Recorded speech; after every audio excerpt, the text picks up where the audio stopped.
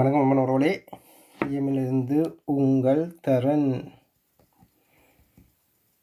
இப்போ இந்த நாங்கள் கேட்க இருக்கிறது முதல்ல ஒரு பாட்டு, எங்களோட ஐநாக்காண்டி கதறநாடினா பாட்டோட தொடருவோம். டிக்டாக்கை தொடர்ந்த நேற்று ஃப்ரான்ஸில் நடந்த கூத்து எங்களோட அமைப்புகள்னு சொல்லி கொண்ட வெத்த இதன்று அது நடத்துகிற கூத்தில் பார்க்க சிரிப்பாக தான் இருக்குது. அதாவே இந்த பிரச்சனை. ஓகே, அது மக்கள் பார்த்துக்கொள்ள வேண்டிய வழியாக இதுகளுக்குள்ள நாங்கள் போய் தலையிடையிலாது. இப்போ நாங்கள் ஐநாக்காண்டி எழுதின பாட்டை பார்ப்போம்.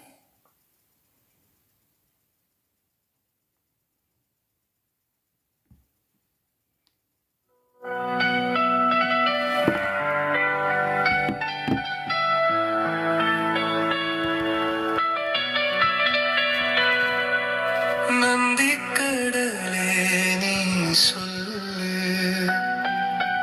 முள்ளிவாய்க்கால் கதை சொல்லு, உன்னுள் கரைந்தவர் ஏராளம், ஓலத்தின் ஆயிரம் வழி சொல்லு,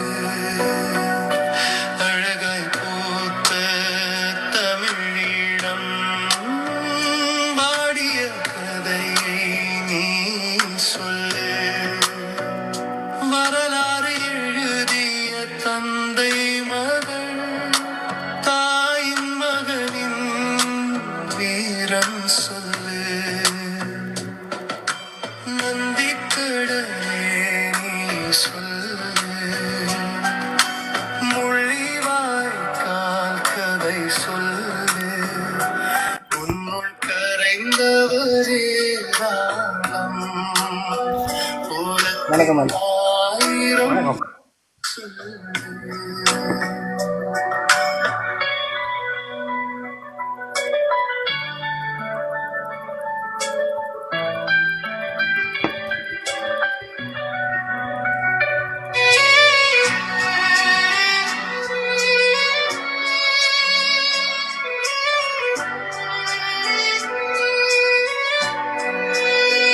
ஈழத்தின் மூலம் புரியாதோ நாம் ஒன்றே நீ சொல்லு, சாட்சியங்கள் செல்லாதோ, தர்மத்தின் நீதி கிடைக்காதோ,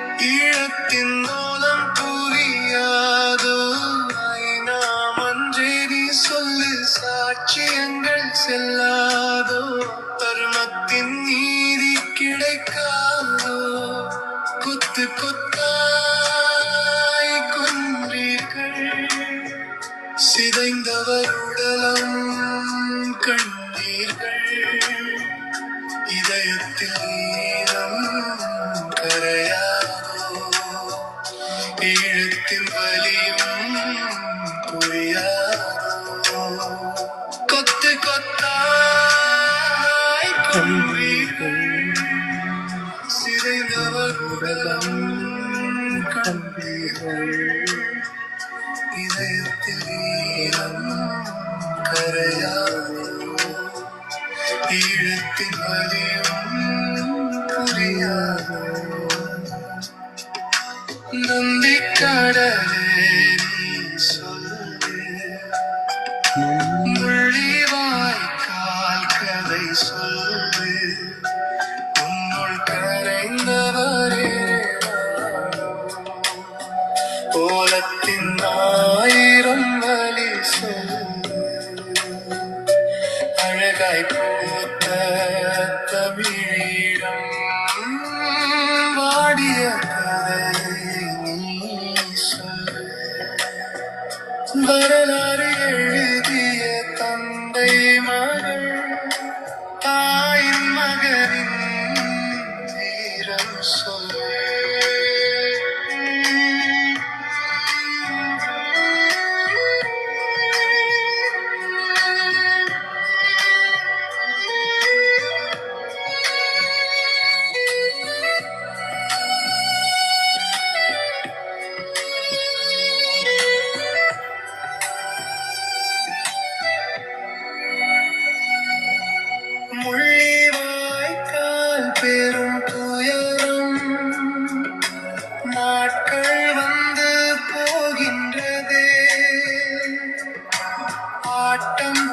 ஆட்டம் கொண்டாட்டம் சொல்லி தந்தது யார் முள்ளிவாய்க்கால் பெரும் துயரும் நாட்கள் வந்து போகின்றதே ஆட்டம் பாட்டம் கொண்டாட்டம் சொல்லி தந்தது யார் ஈழத்தின் கனவை தாங்கியவர் போர்க்களம் சென்று விதைந்தார்கள் அறிந்ததுதானே உன் இதயம் ஒன்று வாய்க்கால் பெறும்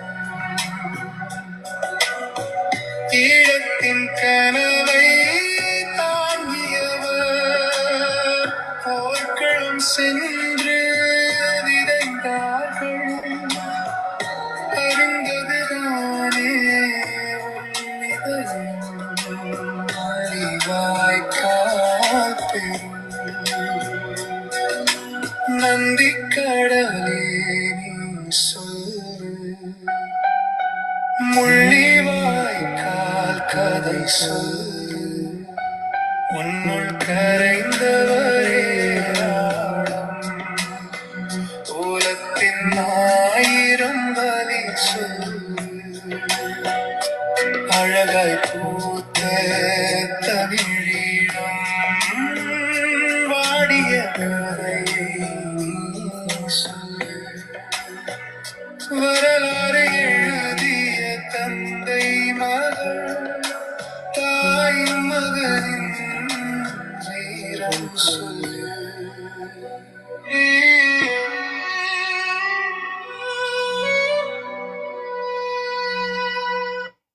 மிக்க நன்றி அண்ணா. வணக்கம் கதிர் அண்ணா. வணக்கம். இருக்கிறீங்க?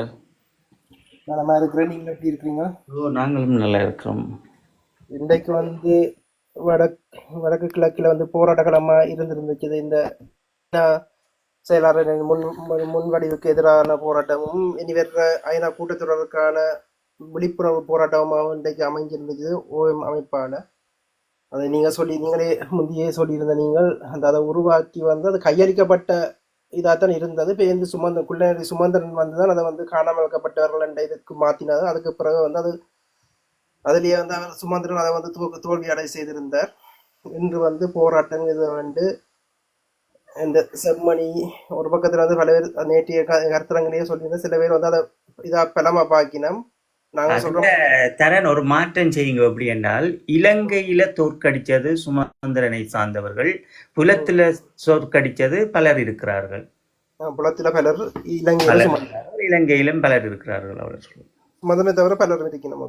பலர் இருக்கிறார். அவரோட சேர்ந்தவர்கள் பலர் இருக்கிறார். என்னுடைய கையளிக்க பெற்றவர்களையும் வலிந்து காணாமல் ஆக்கப்பட்டவர்களையும் ஒன்று சேர்க்கின்ற இப்படியான மனிதர்கள் இவர் எந்த கல்வியை எந்த உலகத்தில் இவர்கள் ஒரு சட்டத்திறனியாக பெற்றார்கள்? அந்த வலி எமக்குள் இருக்கிறது. தொடருங்கள் தம்பி, குறுக்க வருவதற்கும். நாங்கள் வந்து 2009 பிறகு மே 17 பிறகு வந்து எங்களோட மக்கள் ஏன் தேங்கி இருக்கிற ஓட வேண்டிய ஒரு இனம், அதுவும் வந்து மிக வேகமாக ஓட வேண்டிய இனம் வந்து 2009 பிறகு ஒரு இன அழிப்பை பார்த்த இனம் வந்து வேகமா தன்னை உரிமைக்காண்டி தன்னை விடுதலைக்காண்டி ஓட வேண்டிய இனம் வந்து தேங்கி போய் இப்படி நாறுது. சாக்கடையும் பார்க்க பயங்கர நாத்தமா வந்து இந்த சோசியல் மீடியால இதுலயே வந்து ஆக்குற குடும்பங்கள் இதுல வந்து போய் பார்க்கும் போது நாறுது. எங்களோட அடுத்த பிள்ளைகள் ஜெனரேஷன் பிள்ளைகள் எப்படி அதுவும் வந்து எங்களோட தேசிய தினங்கள்லயே வந்து அவர்கள் வந்து குத்தாட்டம் போடுறதும் இதுவும் வந்து இதன்னும் போது வந்து அது இயற்கையே அது ஒரு தண்டனையான ஒரு இதா இருக்கும். அது கர்மான்றது இயற்கை நீதியான வந்து இந்த உலகத்துல இருக்குது. அப்படி இருக்கும் போதும் வந்து அந்த மனச்சாட்சி இல்ல அந்த தெரியாது அவர்களுக்கு அந்த வரலாறு தெரியாம வந்து அவர் தெரிஞ்சு செய்யல. அவர்கள் வந்து தெரிஞ்சா வந்து எல்லாரும் தெரிஞ்சு செய்யறாக்கள் இல்ல, தெரியாமல் போறாக்கெல்லாம் கூடாதுக்குள்ள போய் இந்தியாவும் இலங்கையும் திட்டமிட்டு இந்த கான்சர்ட் இதுல நடத்துது. அதுக்குள்ள போய் இப்ப விழுந்து போய் இருக்கணும். இப்ப இந்த கொஞ்ச நாளையில திலீபன் என்னத்துக்காண்டி திலீபன் உண்ணாவிரதம் இருந்தாருண்டு அவர்கிட்ட பசி ஒன்னமே தீரையில. அவர்கிட்ட அந்த தியாகம் அப்படியே நிக்குது. அந்த பசி அவர்கிட்ட அந்த இந்தியா வந்து அவர் எதுக்கு எதிராக வந்து போராடினார் உண்ணாவிரதம் இருந்தாரோ அந்த இந்தியா இப்பவும் வந்து எங்களை அடிச்ச பிறகும் வந்து இப்ப வந்து எங்களோட இனத்தை வந்து பண்பாட்டுல எல்லா ரீதியாகவும் அழிக்கிற வேலையை வந்து திட்டமிட்டு செய்து கொண்டிருக்கு. எங்களுக்கான நீதி ஒரு இன அழிப்புக்கு பிறகான ஒரு நீதியை வந்து இந்த உலகம் கொடுக்கையில அதுக்கான இந்த இன அழிப்புக்கான நீதியை எங்களால பெற முடியல. என்ன கண்டிப்பா பார்க்கணும் இது வந்து நாங்கள் எங்களோட சோசியல் மீடியாவில் வந்து எங்களுக்கு வந்து கருத்து சுதந்திரமே இல்லை. நாங்கள் வந்து போராட்டம் பற்றி எங்களோட காணொலியை வந்து நாங்கள் போடையில அதன் போட்டால் வந்து உங்களோட அதிலே ஜோக்கானபடியான உங்களோட படங்கள் தேசரோட நீங்கள் நிற்கிற படங்களை போடும்போது எனக்கு வார்னிங் வருது. இன்றைக்கு பாருங்க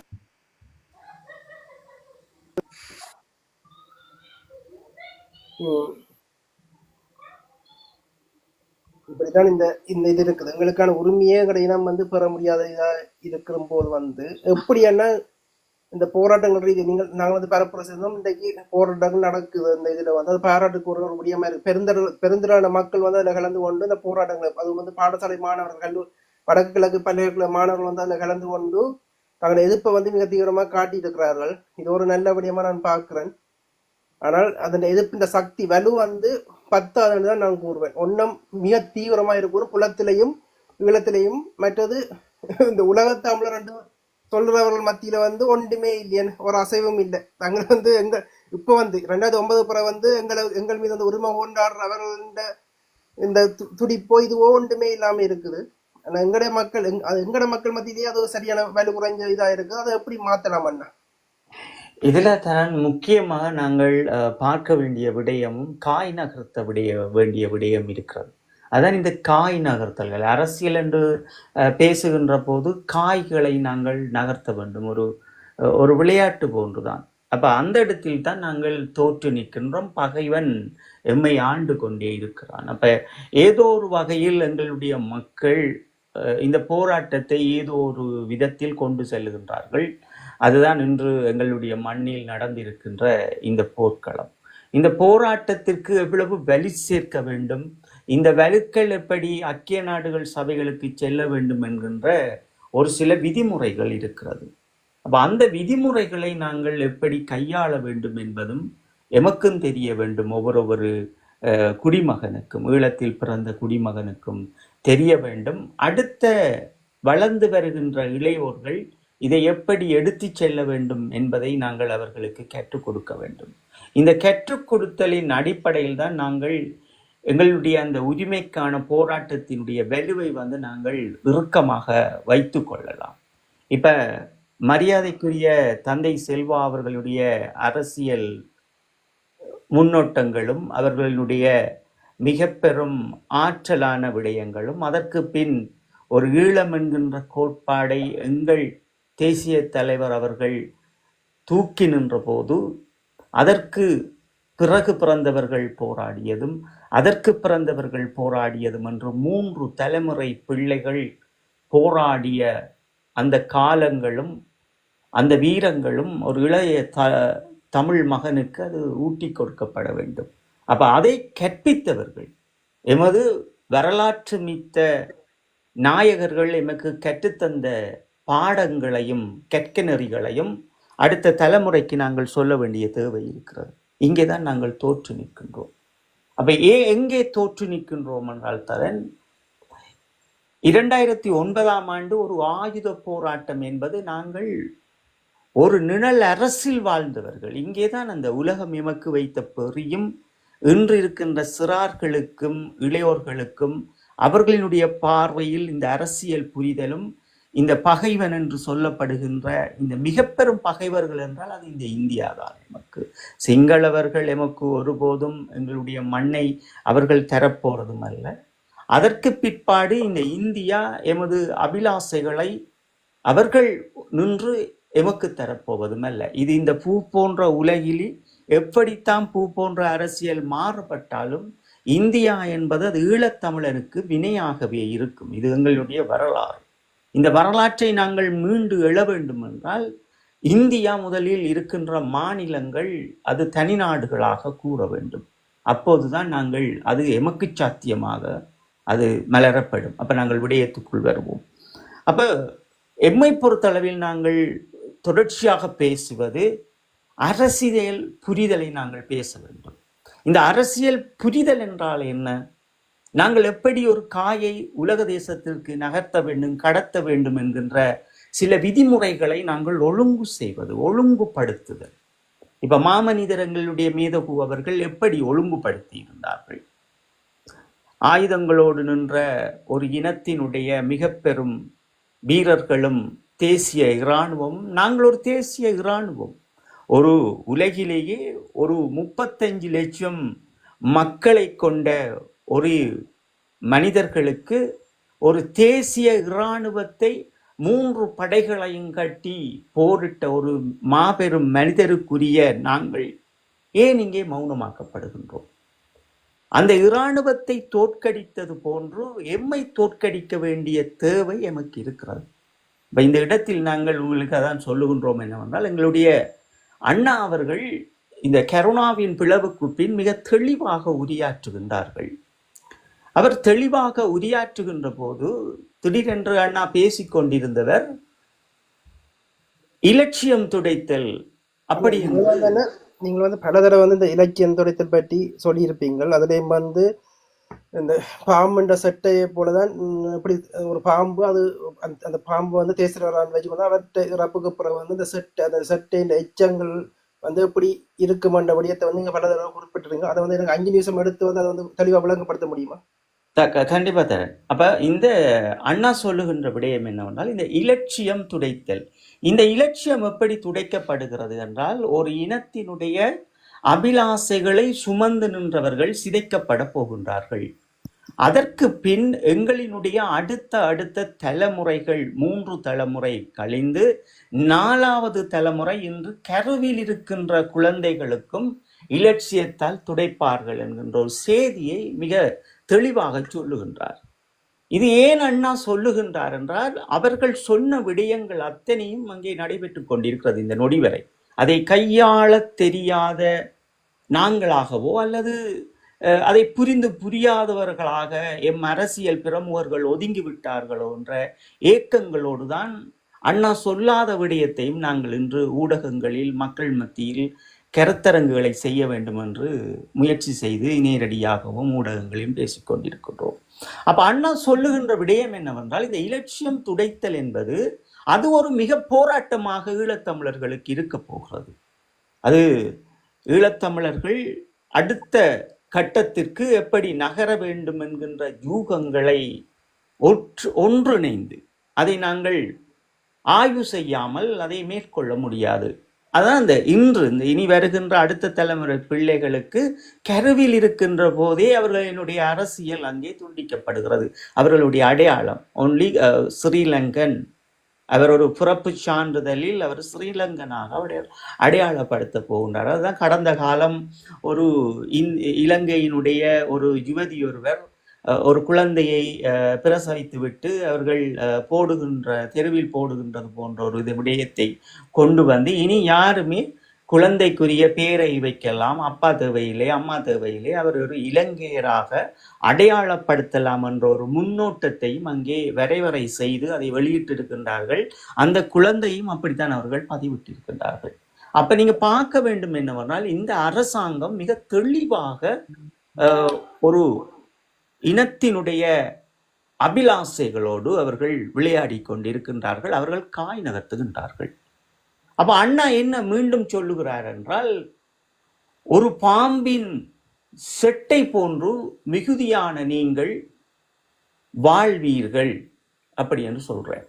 அப்ப இது அவர் என்ன அர்த்தம் சொல்லுகிறார் என்றால், இந்த போரோடு ஒட்டி நின்ற நாங்கள், ஒரு இலட்சியத்தை தூக்கி நின்ற நீங்கள், இந்த மக்களினுடைய பார்வையில் பகைவராலேயே நீங்கள் ஒரு பாம்பின் செட்டையாக மிகுதியானவர்கள் வாழ்வீர்கள். அப்ப மிகுதியானவர்களுக்கு என்ன பிரச்சனை இங்கே நடக்கிறது என்றால், இந்த பகைவன் ஒரு களமுனையில் வீரச்சாடு, இறுதி களமுனையில் இந்த உலக போரின் வடிவம் அதுதான். களமுனையில் மடிவதும், விழிப்புண் அடைவதும், காணாமல் ஆக்கப்படுவதும், கையளிப்பதும், இறுதியாக கைது செய்வதும், துன்புறுத்தல் நடப்பதும் எல்லாமே இறுதி கணங்களில் தெரியும். ஆனால் இந்த முள்ளிவாய்க்காலினுடைய அரசியல் யூகம் என்பது இங்கே தோற்றுவிக்கிறது. நான் வெளியில் வந்து தேடிய விதம் இதுதான். என்றால் மாமனிதருக்கு ஒரு எதிர்பார்ப்பு இருந்தது, ஒரு அரசியல் யூகம் இங்கே உடைத்தெறியப்படும் புலத்தில் அது ஒரு மிக பலமாக எங்களுடைய மண்ணுக்காக இருக்கும் என்பது. அப்ப இதையெல்லாம் இங்கே சிதைந்திருக்கிறது என்ற தேடல் தான் எனக்குள் இருந்தது. தொடர்ச்சியாக இந்த நொடி வரை நான் அதைத்தான் தேடிக்கொண்டிருக்கிறேன்.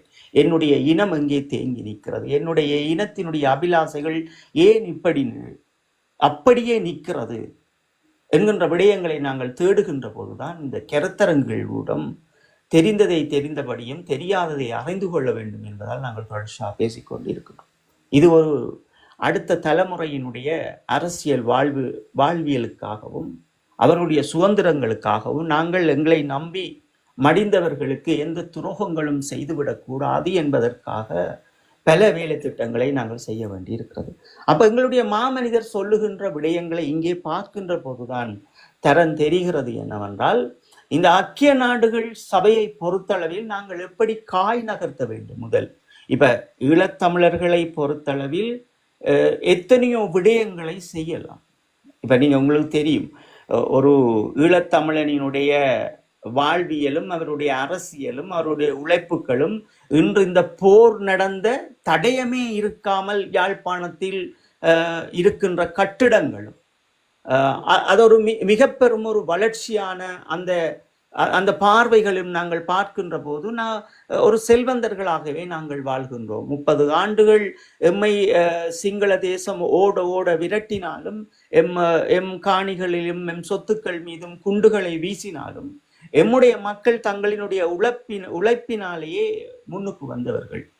அப்ப இங்கேதான் நான் என்ன பார்க்கின்றேன் என்றால், இந்த வெளிநாட்டை பொறுத்தளவில் இந்த புலம்பெயர் தேசங்களுடைய சர்வதேசத்தினுடைய அரசியலோடு ஈழத்தமிழன் பயணிக்க வேண்டும். அதுதான் ஈழத்தமிழனுடைய இறுதியான முடிவு. ஒரு நிழலரசை உருவாக்கியவர்கள் அந்த நிழலரசை அங்கீகரிக்காத உலக தேசம் அவர்களை மௌனவிக்கப்படுகின்றார்கள். அதற்கு பின் ஒரு நீரோட்டம் இருக்கிறது, அரசியல். அப்ப இந்த பூவுலகில் நாங்கள் தேட வேண்டிய இடம் புலம்தான். அது உலக தேசத்தினுடைய அரசியலோடு நாங்கள் போக வேண்டி இருக்கிறது. அப்ப நாங்கள் தெளிவுபடுத்த வேண்டும். இங்கே இனியாவது இந்த இளையோர்கள் நீங்கள் தெளிவுபடுத்துங்கள் என்றால், ஒரு ஐக்கிய நாடுகள் சபைகளில் ஒருவர் வேலை செய்கின்றார்கள் என்றால் அதற்குள் நின்று ஒரு தமிழர் ONG-யாக நிற்கிறார் என்றால், அதன் ஒரு உறுப்பினர்களாக இருக்கிறார்கள் என்றால், நீங்கள் பல அமைப்பாக இருக்கிறீர்கள், அவர்களுக்கு சென்று அவர்களுக்கு துணையாக இருக்க வேண்டும். அது எப்படி இருக்க வேண்டும் என்றால், ஒரு இணையதளம் என்பது அது எங்களுக்காக மட்டுமே இருக்க வேண்டும். அந்த இணையதளம் ஒவ்வொரு ஈழத்தமிழனினுடைய கருவில் இருக்கின்ற குழந்தை பிரசவிக்கின்ற நாளில் இருந்து அவன் அதை கற்றுக்கொள்ள வேண்டிய தேவை இருக்கிறது. நாங்கள் இந்த 15 ஆண்டுகளும் இவ்வளவு பொறிமுறைகளை செய்திருக்கிறோம், இவர்களினுடைய வேலை திட்டங்களை செய்திருக்கின்றோம். இதற்குள்ளும் ஒரு மாணவர் வைத்துக்கொண்டு நாங்கள் எந்த காய் நகர்த்தலை நாங்கள் எங்கே நகர்த்தாமல் விட்டிருக்கின்றோம், அது சரி செய்ய வேண்டும் என்கின்ற கோணங்களோடும் நாங்கள் பலரை உருவாக்கி கொண்டு இந்த வேலையை உலகத்தில் ஐக்கிய நாடுகள் சபைகளை நோக்கி செல்ல வேண்டி இருக்கிறது. அப்ப நான் உங்களுக்கு அதுதான் சொல்லியிருப்பேன். தொடர்ச்சியாக இந்த ஐக்கிய நாடுகள் சபைகளில் வருகின்ற பொறிமுறைகள் அத்தனையுமே நாங்கள் தெரிந்து கொள்ள வேண்டும் என்று சொல்லி இருப்பேன். நிச்சயமா அதுலயே என்ன ஒரு நேற்று எங்கிற அமர்வில் கனடால இருந்து இளைஞர்கள் ஒரு கேள்வி எழுப்பி இருந்தார்கள். உங்களுக்கு இந்த பொறுமையில ICC ICJ அந்த ரெண்டுக்குமான வித்தியாசம் தெரியுமோன்ற ஒரு கேள்வி எழுப்பியிருந்தார். அதுல சவுத் அமெரிக்கா ICJ கொண்டு இஸ்ரேல் மீது வழக்கு தொடர்ந்திருக்காண்டு, இதுல நீங்க அதை கடந்து போயிருந்தீங்க. அதை இதுல பார்த்து கொண்டிருந்தவர்களுக்கான தெளிவுபடுத்தல் செய்ய வேண்டிய கடமை உங்களுக்கு இருக்கு. அதை செய்ய முடியுமான்னு அது தர நேர் நான் கடந்து போனான் தெரியான்னு சொல்லிட்டேன். நாங்கள் ஒரு தமிழர்கள் எங்கே தேங்கி நிற்கின்றோம் என்கின்ற ஒரு விவாதத்துக்குள் நின்றாங்கள்.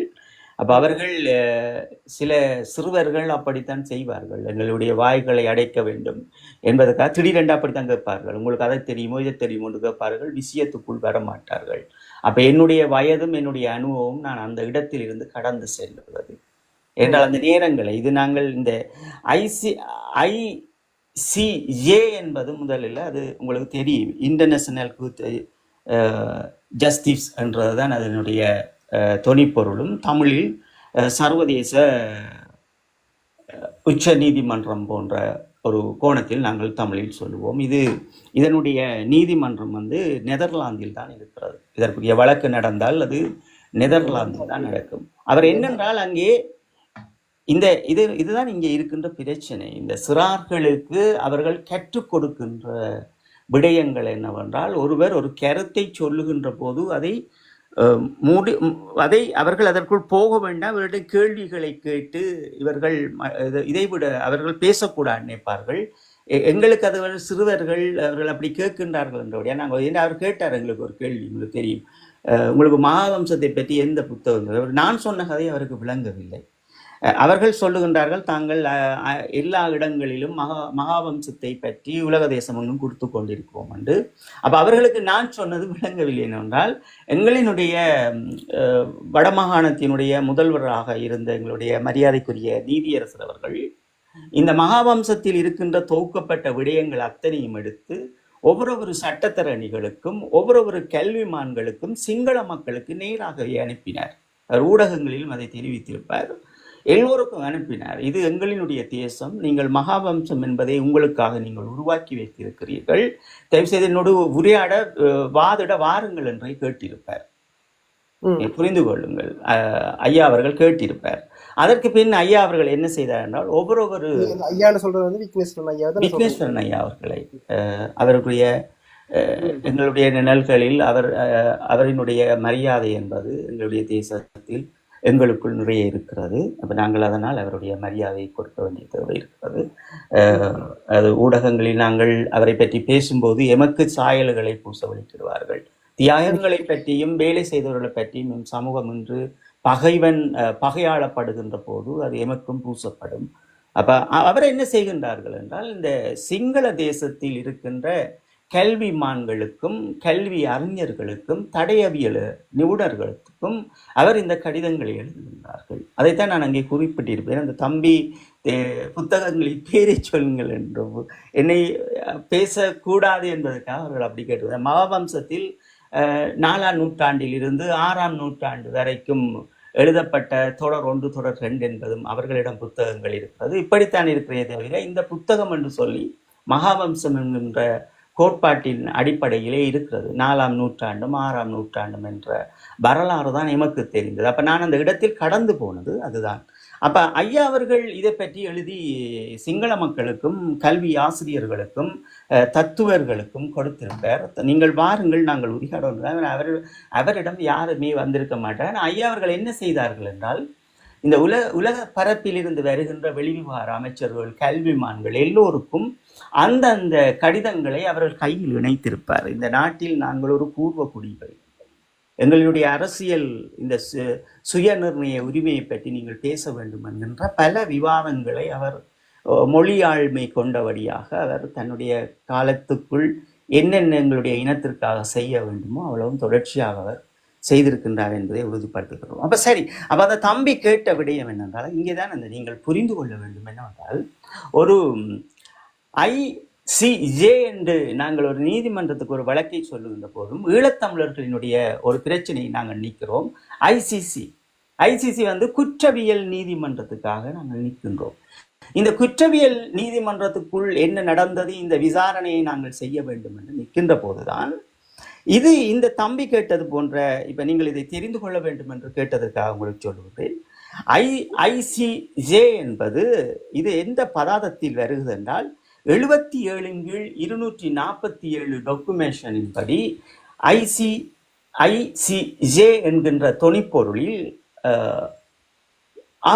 தென்னாப்பிரிக்காவில் இருந்தவர்கள் இந்த டாக்குமெண்டேஷனை வந்து ஐக்கிய நாடுகள் சபைகளில் கொண்டு வருகின்றார்கள், சர்வதேச நீதிமன்றத்திற்கு கொண்டு வருகின்றார்கள். இந்த கொண்டு வந்த இந்த டாக்குமெண்டேஷன் 77/247 படி இஸ்ரேலுக்கு எதிரான பல வாதங்களையும் பல சாட்சியங்களையும் பல உள்ளடக்கங்களோடு இது வெளியாகப்படுகின்றது. இந்த வெளியாடல்கள் நீங்கள் எல்லோரும் அறிந்திருப்பீர்கள். இஸ்ரேலுக்கு மிகவும் ஒரு இனத்தை அவர்கள் கருவறுக்கின்றார்கள், ஒரு இனத்தோஷம் என்கின்ற அடிப்படையிலே அங்கே வெளியாகியிருக்கிறார், மக்களை கொண்டு குவிக்கின்றார்கள் என்பது. அதனால் 52 53 நாடுகள் கிட்டத்தட்ட இதற்குள் நின்று கொண்டு பணியாற்றி இருந்தார்கள் இவர்களுக்காக, இஸ்ரேலுக்கு எதிராக. அந்த அறிக்கையில் மிக தெளிவாக சொல்லியிருப்பார்கள். எப்படி என்றால், எங்களினுடைய போன்றுதான். இப்போ ஐசிசிக்கு நாங்கள் கொண்டு போக வேண்டும் என்று நினைக்கின்ற தளபதிகளும் அவர்களுடைய இராணுவ இது போன்றுதான் இந்த ICC டாக்குமெண்டேஷன் 77/247 சொல்லப்பட்டிருக்கிறது. என்னவென்றால், அவர்களுடைய தளபதிகள், அவர்களுடைய அரசியல்வாதிகள், அவர்களுடைய பிரமுகர்களை எல்லாம் கொண்டு வந்து இங்கே விசாரிக்க வேண்டும் என்றார்.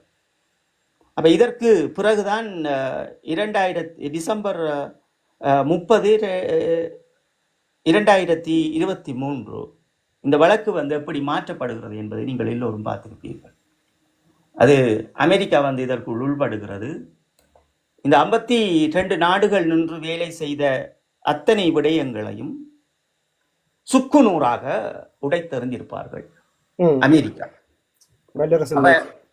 இந்த விடயங்கள் இத்தனையும் கொண்டு வருகின்றார்கள். ICJ சர்வதேச நீதிமன்றத்திற்கு கொண்டு செல்வதற்கு 2022 தென்னாப்பிரிக்காவால் இது இங்கே கூட்டத்தொடருக்கு எடுத்துக்கொள்ளப்படுகிறது. 52 நாடுகள் இதோடு நின்று பணியாற்றுகின்றார்கள், உறுப்பு நாடுகள். இடையில் அமெரிக்கா குழப்பிச் செல்லுகின்றது. இங்கேதான் நீங்க பொறிய புரிஞ்சு கொள்ள வேண்டும். என்னவென்றால், இந்த ஒரு மனிதனினுடைய இறந்த காலம் நிகழ்காலம் என்று இருக்கிறது. ஐக்கிய நாடுகள் சபைகளிலும் அந்த முறையும் இருக்கிறது. நிகழ்காலம், கடந்த காலம்.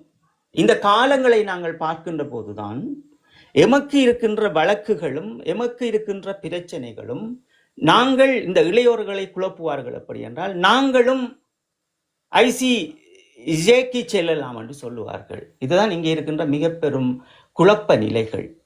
இதை தெளிவாக ஒரு வீட்டை கட்டி இருக்கின்றார்கள். நாங்கள் மீண்டும் சொல்லுகின்றோம், எங்களினுடைய மக்களும் சேர்ந்து இந்த நொடி வரை ஐக்கிய நாடுகள் சபைகளில் எங்களுடைய மக்கள், எங்களுடைய பணிப்பாளர்கள் எல்லோரும் அதற்குள் நின்று தமிழர்கள் வேலை செய்து ஈழத்தமிழர்களுக்காக ஒரு வீட்டை கட்டி இருக்கின்றார்கள். இது எங்கே கதவு வைக்க வேண்டும், எங்கே ஜன்னல் வைக்க வேண்டும், அதில் எந்த அலங்காரம் செய்ய வேண்டும் என்கின்ற பொறிமுறைகளை இவர்கள் எல்லோரும், இந்த உறுப்பு நாடுகள் சேர்ந்தவர்களும் இங்கே சிவில் அமைப்புகளாக இருப்பவர்களும் இந்த காயை நகர்த்துவார்கள் ஈழத்தமிழர்களுக்கு. அப்படி நகர்த்துகின்ற போதுதான் நான் சொல்லுகின்ற இந்த இரகசியமான விசாரணைகளும் இரகசியமான சில தேடல்களும் பல ஆதாரங்களும் அவர்களை திரட்டிக் கொள்வார்கள். இது எங்களுடைய இந்த கட்டிய வீட்டுக்குள் கட்டியவர்களுக்கு இது தெரியாது. அவர்கள் அதற்காக வீடை கட்டிட்டு காத்திருப்பார்கள், நாங்கள் எப்பே குடி போகலாம் என்றது. ஆனால் அந்த எல்லா டிசைனும் அவர்கள் பண்ணுவார்கள். இதற்கு நாங்கள் தயாராக இருக்க வேண்டும் ஈழத்தமிழர்கள். இவை நாங்கள் தோற்று நிற்பது இதுதான். இப்ப இங்கே வீடை கட்டி எழுப்பி இருக்கின்ற எங்களுடைய ஐக்கிய நாடுகள் சபையில் நின்று பணியாற்றுகின்ற எங்களுடைய தமிழர்களும் எங்களுடைய மக்களினுடைய போராட்டங்களும் இங்கே ஏன் இன்னும் ஈழத்தமிழன் அதற்குள் குடி போகாமல் இருக்கின்றான்? இந்த கேள்வி மட்டும்தான் நாங்கள் கேட்க வேண்டும். அது ஒன்றுதான். நாங்கள் எல்லோரும் பலம் பிடித்தால்தான் அங்கே சரியான முறையில் நாங்கள் அதை சென்றடையலாம். இது ஒரு பகுதியினர் எனக்கு ICC தான் வேண்டும் என்று நிற்பதும், இன்னொருவர் இல்லை உள்ளக விசாரணைக்குள் போய்த்தான் நாங்கள் வர வேண்டும் என்பது. அப்போ உங்களுக்கு தெரியும், இங்கே சூழ்ச்சிகள் நடந்து கொண்டு தான் இருக்கும். ஏனென்றால் 2022 கொண்டு வரப்பட்ட 77 கீழ் இந்த பொறிமுறை நான் உங்களுக்கு குறிப்பிட்டிருக்கின்றேன். 247 டாக்குமெண்டேஷன் படி அடுத்த ஆண்டு இதற்குரிய வழிமுறைகளை எல்லாமே அடைத்தார்கள் அமெரிக்கா. அப்ப ஈழத்தமிழர்களுக்கும் இது தொடர்ச்சியாக நடைபெற்றுக் கொண்டுதான் இருக்கும். ஆனால் நாங்கள் என்னவென்றால் இவர்களிடம் கேட்டுக்கொண்டே இருக்கிறோம். இன்று ஒரு சிறு ஒரு ஒரு ஒரு ஒரு நாட்டினுடைய ஒரு 35 லட்சம் பேர் கொண்ட ஒரு மக்களுக்கு ஒரு நீதியை பெற்றுக் கொடுக்காத உங்களுக்கு எதற்காக இந்த 5-1 தீர்மானம்? அதான் நாங்கள் கேட்கிறோம். நாங்கள் புரிஞ்சு கொள்ளும். இந்த 5-1 தீர்மானம் 2007 எதற்காக உங்களுக்கு? அவர் கிழித்தறியுங்கள். நாங்கள் இதற்கு வேறொரு நடவடிக்கை செய்வோம். ஒரு இனம், அந்த இனத்தினுடைய அபிலாசைகளுக்காக தந்தை செல்வா போன்றவர்கள் இதே எங்களுடைய இலங்கையினுடைய அரசியல்வாதிகளோடு அரசியலை நகர்த்தி கொண்டிருக்கின்றார். அதற்கு பின் நாங்கள் அதுவும் சரிவரவில்லை, ஆயுதம் ஏந்தி எங்களுடைய மண்ணையே நாங்கள் காற்று நின்றோம். இது உங்களுக்கு புரியவில்லை, எங்களை மேசைக்கு அழைத்தீர்கள், அதையும் தோற்கடித்தீர்கள். அப்ப இருக்கின்ற மக்களினுடைய அடுத்த தலைமுறையினுடைய இருப்புகள் என்ன என்பதற்கு இவர்கள் என்ன கொண்டு வருகிறார்கள் என்றால், இந்த உறுப்பு நாடுகளுக்குள் இருக்கின்றவர்களும் இந்த இந்தியாவும் மிக தெளிவான முறையில் காயை நகர்த்தி இந்த புதிய அரசாங்கத்தை கொண்டு வருகின்றார்கள். இந்த புதிய அரசாங்கத்துக்கு பல நம்பிக்கையாக சர்வதேசமும் இந்த உறுப்பு நாடுகளும் இருக்கிறது, அவரை கொண்டு வந்த நாடுகளும் இருக்கிறது. அதனால்தான் நாங்கள் எந்த பக்கம் நாங்கள் எடுத்த காய் எதெடுத்தால் நாங்கள் தோற்று நிற்பதற்கும் ஒரு சருகலான விடயத்திற்கும் அதுதான் காரணம். அப்ப இதை நாங்கள் எப்படி உடன் சரி செய்வது என்றால், இந்த உலக நாடுகள் எல்லோரும் தங்களுடைய நாட்டுக்காக ஒரு பிரச்சனை வருகின்ற போது அதற்கான ஒரு இணையதளத்தை வைத்திருப்பார்கள். அதிலே எல்லோரும் அதை பார்த்து கொள்வார்கள், என்னென்ன நடந்து கொள்கிறது என்பதை. இன்று சும்மா யூடியூப்பில் இருந்து ஒன்று நேரங்களை கடத்துவதும், டிக்டாக்கில் இருந்து ஒன்று நேரங்களை கடத்துவதும், இப்படி இருக்கின்ற எங்களுடைய மக்கள் ஒரு 5 நிமிடமாவது அந்த இணையதளத்தை பார்த்தால் அவர்களுக்கு புரியும் இது என்ன நடக்கிறது எம்மை சுற்றி என்று அவர்கள் தங்களை தயார்படுத்திக் கொள்வார்கள், இந்த இளம் தலைமுறை சிறார் பிள்ளைகள். இப்ப நான் அதுதான் சொல்லுவது என்னவென்றால், அது இப்ப ஐக்கிய நாடுகள் சபைகளுடைய பொறிமுறை வரும்போது எல்லோரும் போடுகிறார்கள், அது அல்ல. நாங்கள் ஐக்கிய நாடுகள் சபைகளே இதை பார்ப்பது போன்று, ஐக்கிய நாடுகள் சபைகளே எங்களுடைய அந்த இணையதளத்தை கண்காணிப்பது போன்று, இணையதளம் ஊடாக ஒரு பிரச்சனை வருகின்ற போது வடக்கில் இருக்கின்ற ஒரு பொதுமகனாக இருந்தாலும் சரி, ஒரு கிழக்கில் இருக்கின்ற பொதுமகனாக இருந்தாலும் சரி, அந்த இணையதளத்துக்குள் போய் தனக்கு இத்தனை மணிக்கு போலீஸ் என்னை வரை சொல்லி இருக்கிறது, நான் அங்கே செல்லுகின்றேன், இன்ன 2ஆம் மாடியோ 3ஆம் மாடியோ அட்ரஸ் அத்தனையும் போட்டு அவர்கள் அனுப்பிவிடுவார்கள். அது உடனே அந்த ஒரு நொடி பொழுதில் அவர்களிடம் சென்றடையும். இப்ப நாங்கள் இதைத்தான் சரியாக செய்து கொள்ள வேண்டும். ஏனென்றால் இந்த இலங்கையினுடைய அரசாங்கத்தை நாங்கள் ஒருபோதும் நான் நம்ப போறது கிடையாது. என்னுடைய அடுத்த தலைமுறையை நான் காப்பாற்ற வேண்டும் என்றால் பல வேலை திட்டங்களை உலக தேசத்தில் செய்ய வேண்டியிருக்கிறது.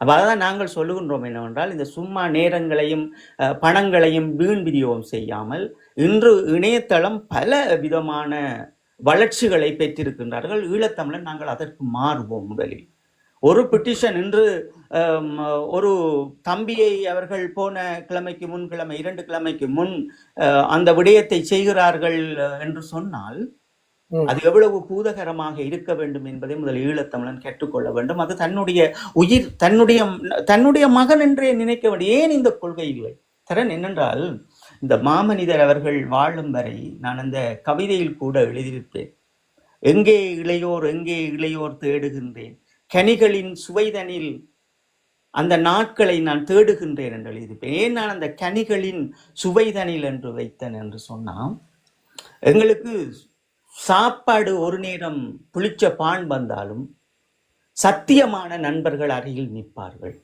உண்மையான புன்னகையோடு நிற்பார்கள். எங்கள் மாமனிதரிடம் இருக்கின்ற புன்னகை, எங்கள் ஒவ்வொரு நண்பர்களிடம் இருந்த புன்னகை, எங்கள் மக்களிடம் இருந்த புன்னகையும் அன்பும், தங்களிடம் இன்று அரிசி இல்லாட்டியும் இருக்கின்ற நெல்லை எடுத்து குத்தி அதை உடனே சமைத்து ஏதோ இருக்கின்ற ஒரு இலையை பிடுங்கி அதை வறுத்து சொதி வைத்து அந்த சோறு போட்டு வாழ்ந்து அவ்வளவு சந்தோஷமாக இருந்தோம். எந்த மனங்களிலும் கள்ள எண்ணங்கள், சூதாட்டெண்ணங்கள், எந்த நீ நான் என்ற போட்டிகள் எங்களுக்குள் இருந்தது அல்ல. அதனால் நாங்கள் ஒரு தூய்மையான அந்த ஈழ மண்ணில் நாங்கள் வாழ்ந்து கொண்டிருந்தவர்கள். இங்கே இதெல்லாம் யாரால் சிதறடிக்க பெற்றிருக்கிறது என்றால், இந்த பகைவன் எங்களினுடைய அந்த உண்மையான தத்துவ கோட்பாட்டையே உடைத்து வைத்திருக்கின்றான். அப்ப இதையெல்லாம் நாங்கள் எப்படி சரி செய்வது என்றுதான் தொடர்ச்சியாக பேசுகின்றோம். நாங்கள் அந்த டிஎன்ஏயில் தானே இருந்தோம். உங்களுடைய சித்தப்பாவும் சித்தியும் பெரியப்பாவும் பெரியம்மாவும் வாழ்ந்த பூமி தான் அது. அங்கே இருந்துதான் நீங்களும் வந்திருக்கிறீர்கள். எதற்கு இவ்வளவு பிளவு? நாங்கள் எங்களினுடைய வீட்டை பார்க்காமல் அடுத்தவரின் வீட்டை பார்த்து விட முடியாது. முதலில் நாங்கள் எங்களுடைய வீடை சரி செய்ய வேண்டும், அதற்கு பின் நாங்கள் அடுத்தவரின் வீடையும் சரி செய்ய வேண்டும். இது ஒரு மனித இயல்பான விடயங்கள். அப்ப அதான் நாங்கள் சொல்லுவது என்னவென்றால், இளையோர்களே, நீங்கள் உடன் இதை சரி செய்யாமல் விட்டீர்கள் என்றால் நீங்கள் எதுவுமே செய்ய முடியாது. அப்ப நீங்கள் கட்டமைப்புகள் இருக்கிறீர்கள், உங்களை நாங்கள் கட்டமைப்புகள் உருவாக்க சொல்ல போறதும் அல்ல, அல்லது நான் கட்டமைப்புகளை உருவாக்க போறதும் கிடையாது. உங்களுக்கு என்னுடைய குணம் தெரியும்.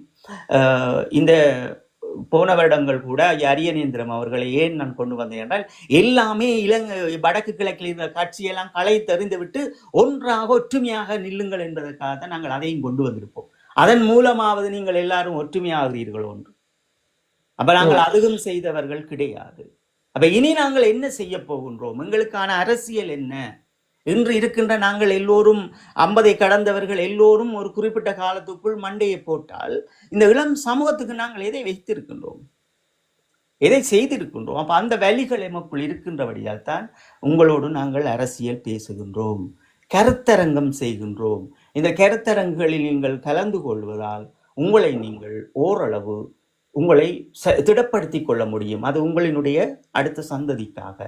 நீங்கள் எல்லோரும் இந்த பூமியில் என்னிடம் சுவிஸ் பாஸ்போர்ட் இருக்கிறது, என்னிடம் ஜெர்மன் பாஸ்போர்ட் இருக்கிறது, என்னிடம் பிரான்ஸ் பாஸ்போர்ட் இருக்கிறது, என்னிடம் கனடியன் பாஸ்போர்ட் இருக்கிறது என்று அந்த துடிவோடு நீங்கள் பேசினீர்கள் என்றால் அது நிஜமல்ல. உன்னுடைய சொந்த பூமியில் இருக்கின்ற மக்களினுடைய பாதுகாப்பு உன்னிடம் இல்லாமல் விட்டால் நீ எங்கே வாழ்ந்தாலும் நீ மனிதராக வாழ்ந்துவிட முடியாது. ஏனென்றால் உங்களுக்கு அவர்கள் இந்த பூ உலகில் எங்கே எல்லாம் பறந்து வாழ்கின்றீர்கள், உங்களுக்கு வாழ்வு தந்திருக்கின்றார்கள், கல்வி தந்திருக்கின்றார்கள். அப்ப நீங்கள் அதை கற்றுக்கொண்ட நீங்கள் எங்களுடைய மக்களுக்கு நீங்க செய்ய வேண்டிய கடமை இருக்கிறது. அதான் நாங்கள் உங்களுக்கு சொல்லுகிறோம், இதற்கு நீ நான் என்று ஏன் அடிபட வேண்டும்? என்ன இருக்கிறது? சரி, ஒருவர்கள் ஒரு அமைப்பை சார்ந்தவர்கள் ஏதோ செய்து விட்டார்கள், உடன் அந்த பேச்சுவார்த்தையை கொண்டு வந்து அவர்களை ஒற்றுமையாக்கி கொண்டு நாங்கள் பயணிக்க வேண்டும். இதுதான் எங்களுக்கு பலம். இல்லையே பகைவன் இதற்குள் நின்று கொண்டே நிற்பான். நாங்கள் ஒற்றுமையாகி பாருங்கள், உடன் அவர்கள் இன்னொரு வேலை திட்டத்தை ஒற்றுமை இழப்பதற்கு செய்வார்கள். நாங்கள் அதை கடந்த காலங்களிலும் பார்த்திருந்தோம். மாகாண சபையினுடைய அந்த தேர்தலும் அதற்கு பின் நடந்த விடயங்களையும் நாங்கள் எல்லோரும் பார்த்திருப்போம். அப்ப இப்படித்தான் ஒரு அரசியலை நாங்கள் தெளிவாக கட்டி எழுப்புவதும் அதை சார்ந்து பயணிப்பதும், நாங்கள் எந்த இடத்தில் ஒருவர் மீது கேள்வி கேட்டு அவரை மடக்க வேண்டுமோ அது எல்லாம் அரசியல் கருத்தே கிடையாது.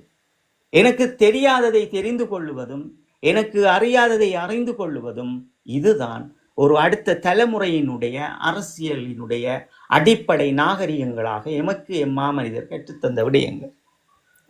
பயிற்சி முடிந்தாலும் களங்கள் இல்லை என்றாலும் தொடர்ச்சியான பாடசாலைகளை நமக்கு நடந்து கொண்டே இருக்கும். இதுதான் அவர் கற்பித்தார். பேனா என்பதும் ஆயுதம் என்பதையும் சமமாக கற்பித்தவர். சொல்லுகின்றோம். இதுல ஒரு கேள்வி கேட்கலாமா? நீங்க இந்த கடமுனை இல்லாட்டி உங்களுக்கு கல்வியால் கற்பிக்கப்பட்ட சொல்றீங்க, அது எப்படி அந்த கல்வியால் நீங்க ஒரு ஸ்கூலுக்கு போய் படிப்பீங்களா அல்லது அங்கே ஒரு இடத்துக்கு போய் ஒரு வாத்தியாட்ட போய் படிப்பீங்களா? அது எப்படி அந்த கல்வியால் எப்படி அங்க அந்த நேரத்தில் அமைஞ்சிருந்தது? இப்ப எங்கட கல்வியை பொறுத்தளவுல தரன், இப்ப பாசறையில இருந்து அந்த பயிற்சிகளோடும் ஒரு கல்வி திட்டம் இருக்கிறது. அரசியலை பற்றி ஒரு விழிப்புணர்வு பற்றி, நம்முடைய மக்களினுடைய அடுத்த சந்ததியினுடைய அரசியல் பற்றியான வகுப்புகள் இதற்காக பலர் இருப்பார்கள். இது ஒரு புறம் நடைபெற்று கொண்டிருக்கும்.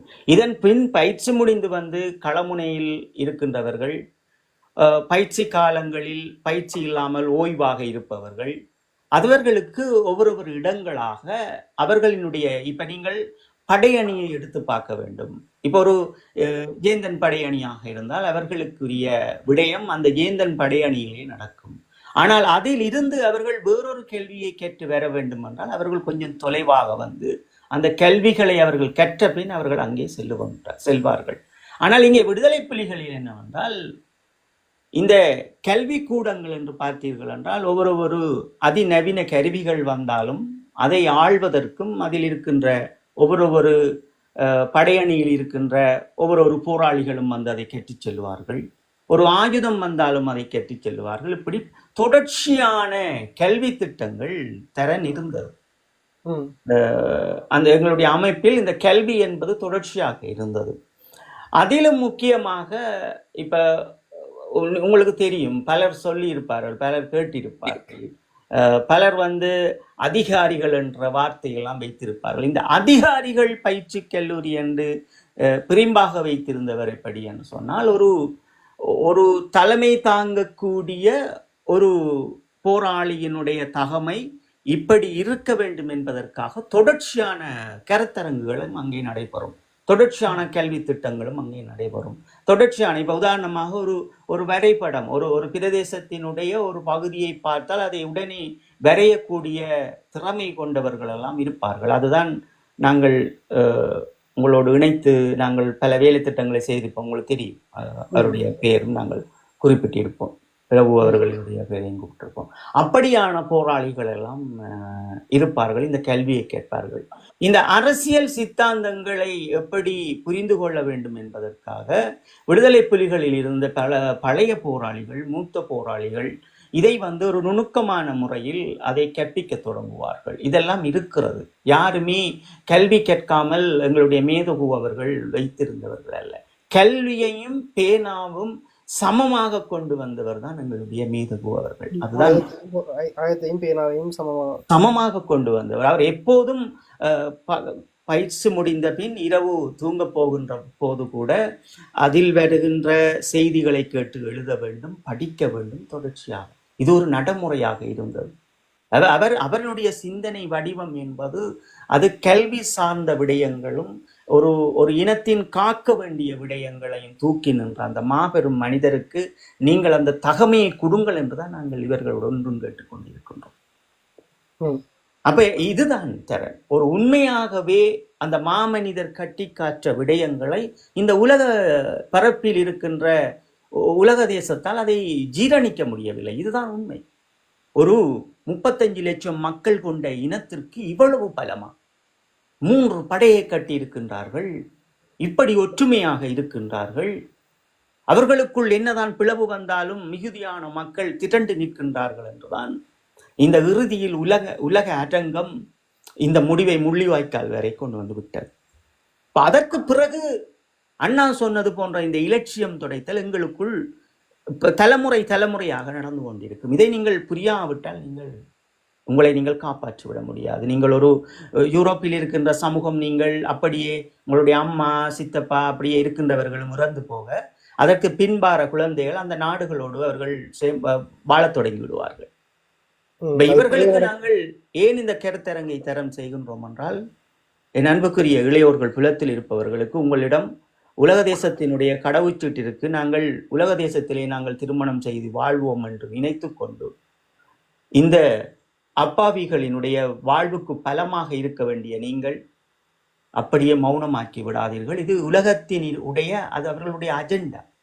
எங்கள் ஒரு நாடு வாங்கி நின்று போராடிய நீங்கள் பாருங்கள், இந்தியாவில் பொறுத்தளவில் கேரளா மாநிலமாக இருந்தாலும் சரி, தெலுங்கு மாநிலங்களாக இருந்தாலும் சரி, எங்களுடைய தமிழ்நாட்டு மாநிலங்களாக இருந்தாலும் சரி, எத்தனை கோடி மக்கள் இருக்கின்றார்கள். இப்போ வரலாறு ரீதியாக அவர்கள் ஒரு தனிநாடை பிரிந்து போகக்கூடிய அளவிற்கு அவர்களுக்கு எவ்வளவு பலம் இருந்தும் ஆனால் அவர்கள் அதை சிந்திக்க மாட்டார்கள். ஆனால் ஒரு 35 லட்சம் மக்களை கொண்ட அந்த மக்கள் 3 படையை கட்டும் வல்லமையோடு பலம் வந்தார்கள். இப்ப அண்ணா அவர்கள் நின்ற விதங்களும் எங்கள் மக்கள் அதற்கு துணையாக நின்று பக்கபலமாக நின்ற விடயங்களும், இந்த படையை கட்டுவதற்கு ஒவ்வொரு தமிழ் மகனும் தன்னால் முடிந்ததை செய்த புலத்தில் இருக்கின்ற இந்த மக்கள் ஏன் இன்று இவ்வளவு மௌனம்? ஏன் இவ்வளவு பிளவு? ஏன் சரி செய்ய முடியவில்லை? எங்களுக்குள் என்ன கொடுக்க வாங்கல்? சொந்த விடயங்களுக்காக இங்கே எதுவுமே அல்ல. விளக்கை ஏற்றி விட்டார்கள். இதற்காக இன்னும் 8ஆம் மாதம் 2ஆம் தேதி மக்களுக்கும் சொல்லிட்டோம், இது முடிந்தது. இந்த நொடி வரை இன்று காலையிலும் அதை பற்றி விவாதம் நடந்து கொண்டிருக்கிறது இணையதளத்தில். அப்ப இது எப்படி நாங்கள் சரி செய்ய போகின்றோம்? செய்தாச்சுது, முடிஞ்சாச்சுது, பா நீயும் பா எல்லாமே பா, இங்கே வந்திருக்கின்ற பிரச்சனை உள்ளக பொறிமுறைக்கு நாங்க போக முடியாது. எங்களுக்கு நீங்கள் ஐசிசிக்கு கொண்டு போனால்தான் இந்த பரப்பில், இந்த உலக பரப்பில் இந்தியாவும் சரி அல்லது இலங்கையும் சரி எங்களுடைய அடுத்த தலைமுறைக்கு கை வைப்பதற்கு யோசிப்பார்கள். நான் சொல்லுகின்ற வசனம் உங்களுக்கு பிழையாக இருக்கிறது எனக்கு தெரியவில்லை. நான் சொல்லுவதை தயவு செய்து உங்களினுடைய சித்தாந்தப்படியாவது யோசிச்சு கொள்ளுங்கள். நாங்கள் ஐசிசிக்கு கொண்டு போனால்தான் சிங்கள மக்களினுடைய அரசியல்வாதிகளும் காலங்கள் வருகின்ற போதும் ஆண்டுகள் கடக்கின்ற போதும் அவர்களும் பயப்படுத்திக் கொண்டிருப்பார்கள். ஏனென்றால் தமிழனை தொடும்போது உலக அங்கீகாரம் ஐசிசிக்கு ஏற்றுவார்கள் என்பது. அப்ப இன்றைக்கு நாங்கள் ஒன்றும் செய்யாதபடியால் தான் 2 கிழமைக்கு முதலும் நாங்கள் ஒரு உயிரை கொடுத்திருக்கின்றோம். இப்ப நாங்கள் தொடர்ச்சியாக எங்களுடைய மக்களிடம் பேசுவது அதான். எல்லாமே முடிந்து எதற்காக திருப்பி திருப்பி எங்களுக்குள் நாங்கள் பிளவுபட்டு கொண்ட கருத்தரங்குகளை செய்ய வேண்டும்?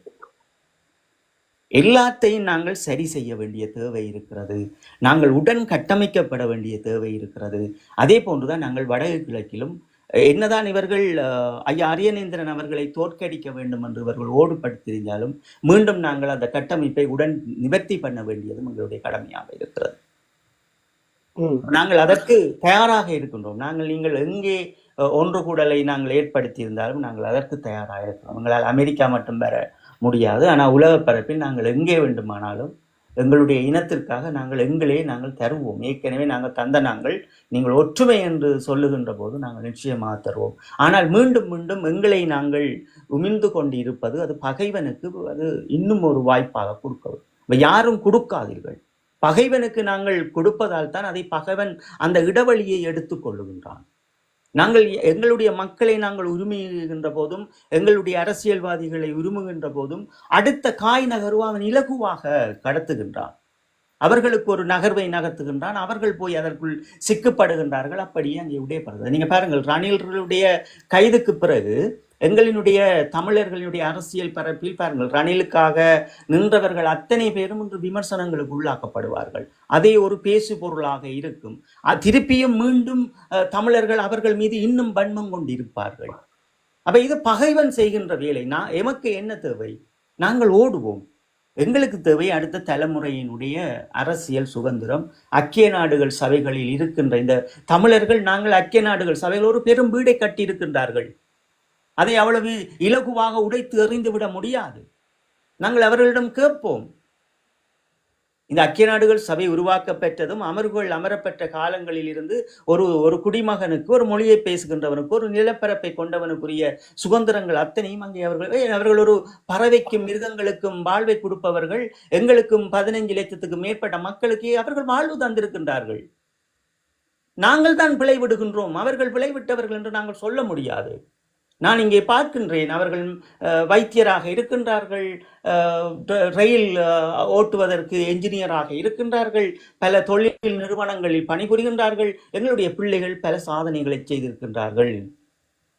போரையும் நடத்தி கொண்டு தங்கள் பிள்ளைகளையும் சாதனை செய்திருக்கின்றார்கள். எமக்கு ஒரு பிள்ளை, ஒரு சுவிஸ் நாட்டில் ஒரு பிள்ளையும் ஜெர்மனியில் ஒரு பிள்ளை செய்தால் அது எங்களுடைய அடையாளம், அது எங்களுடைய பெருமை.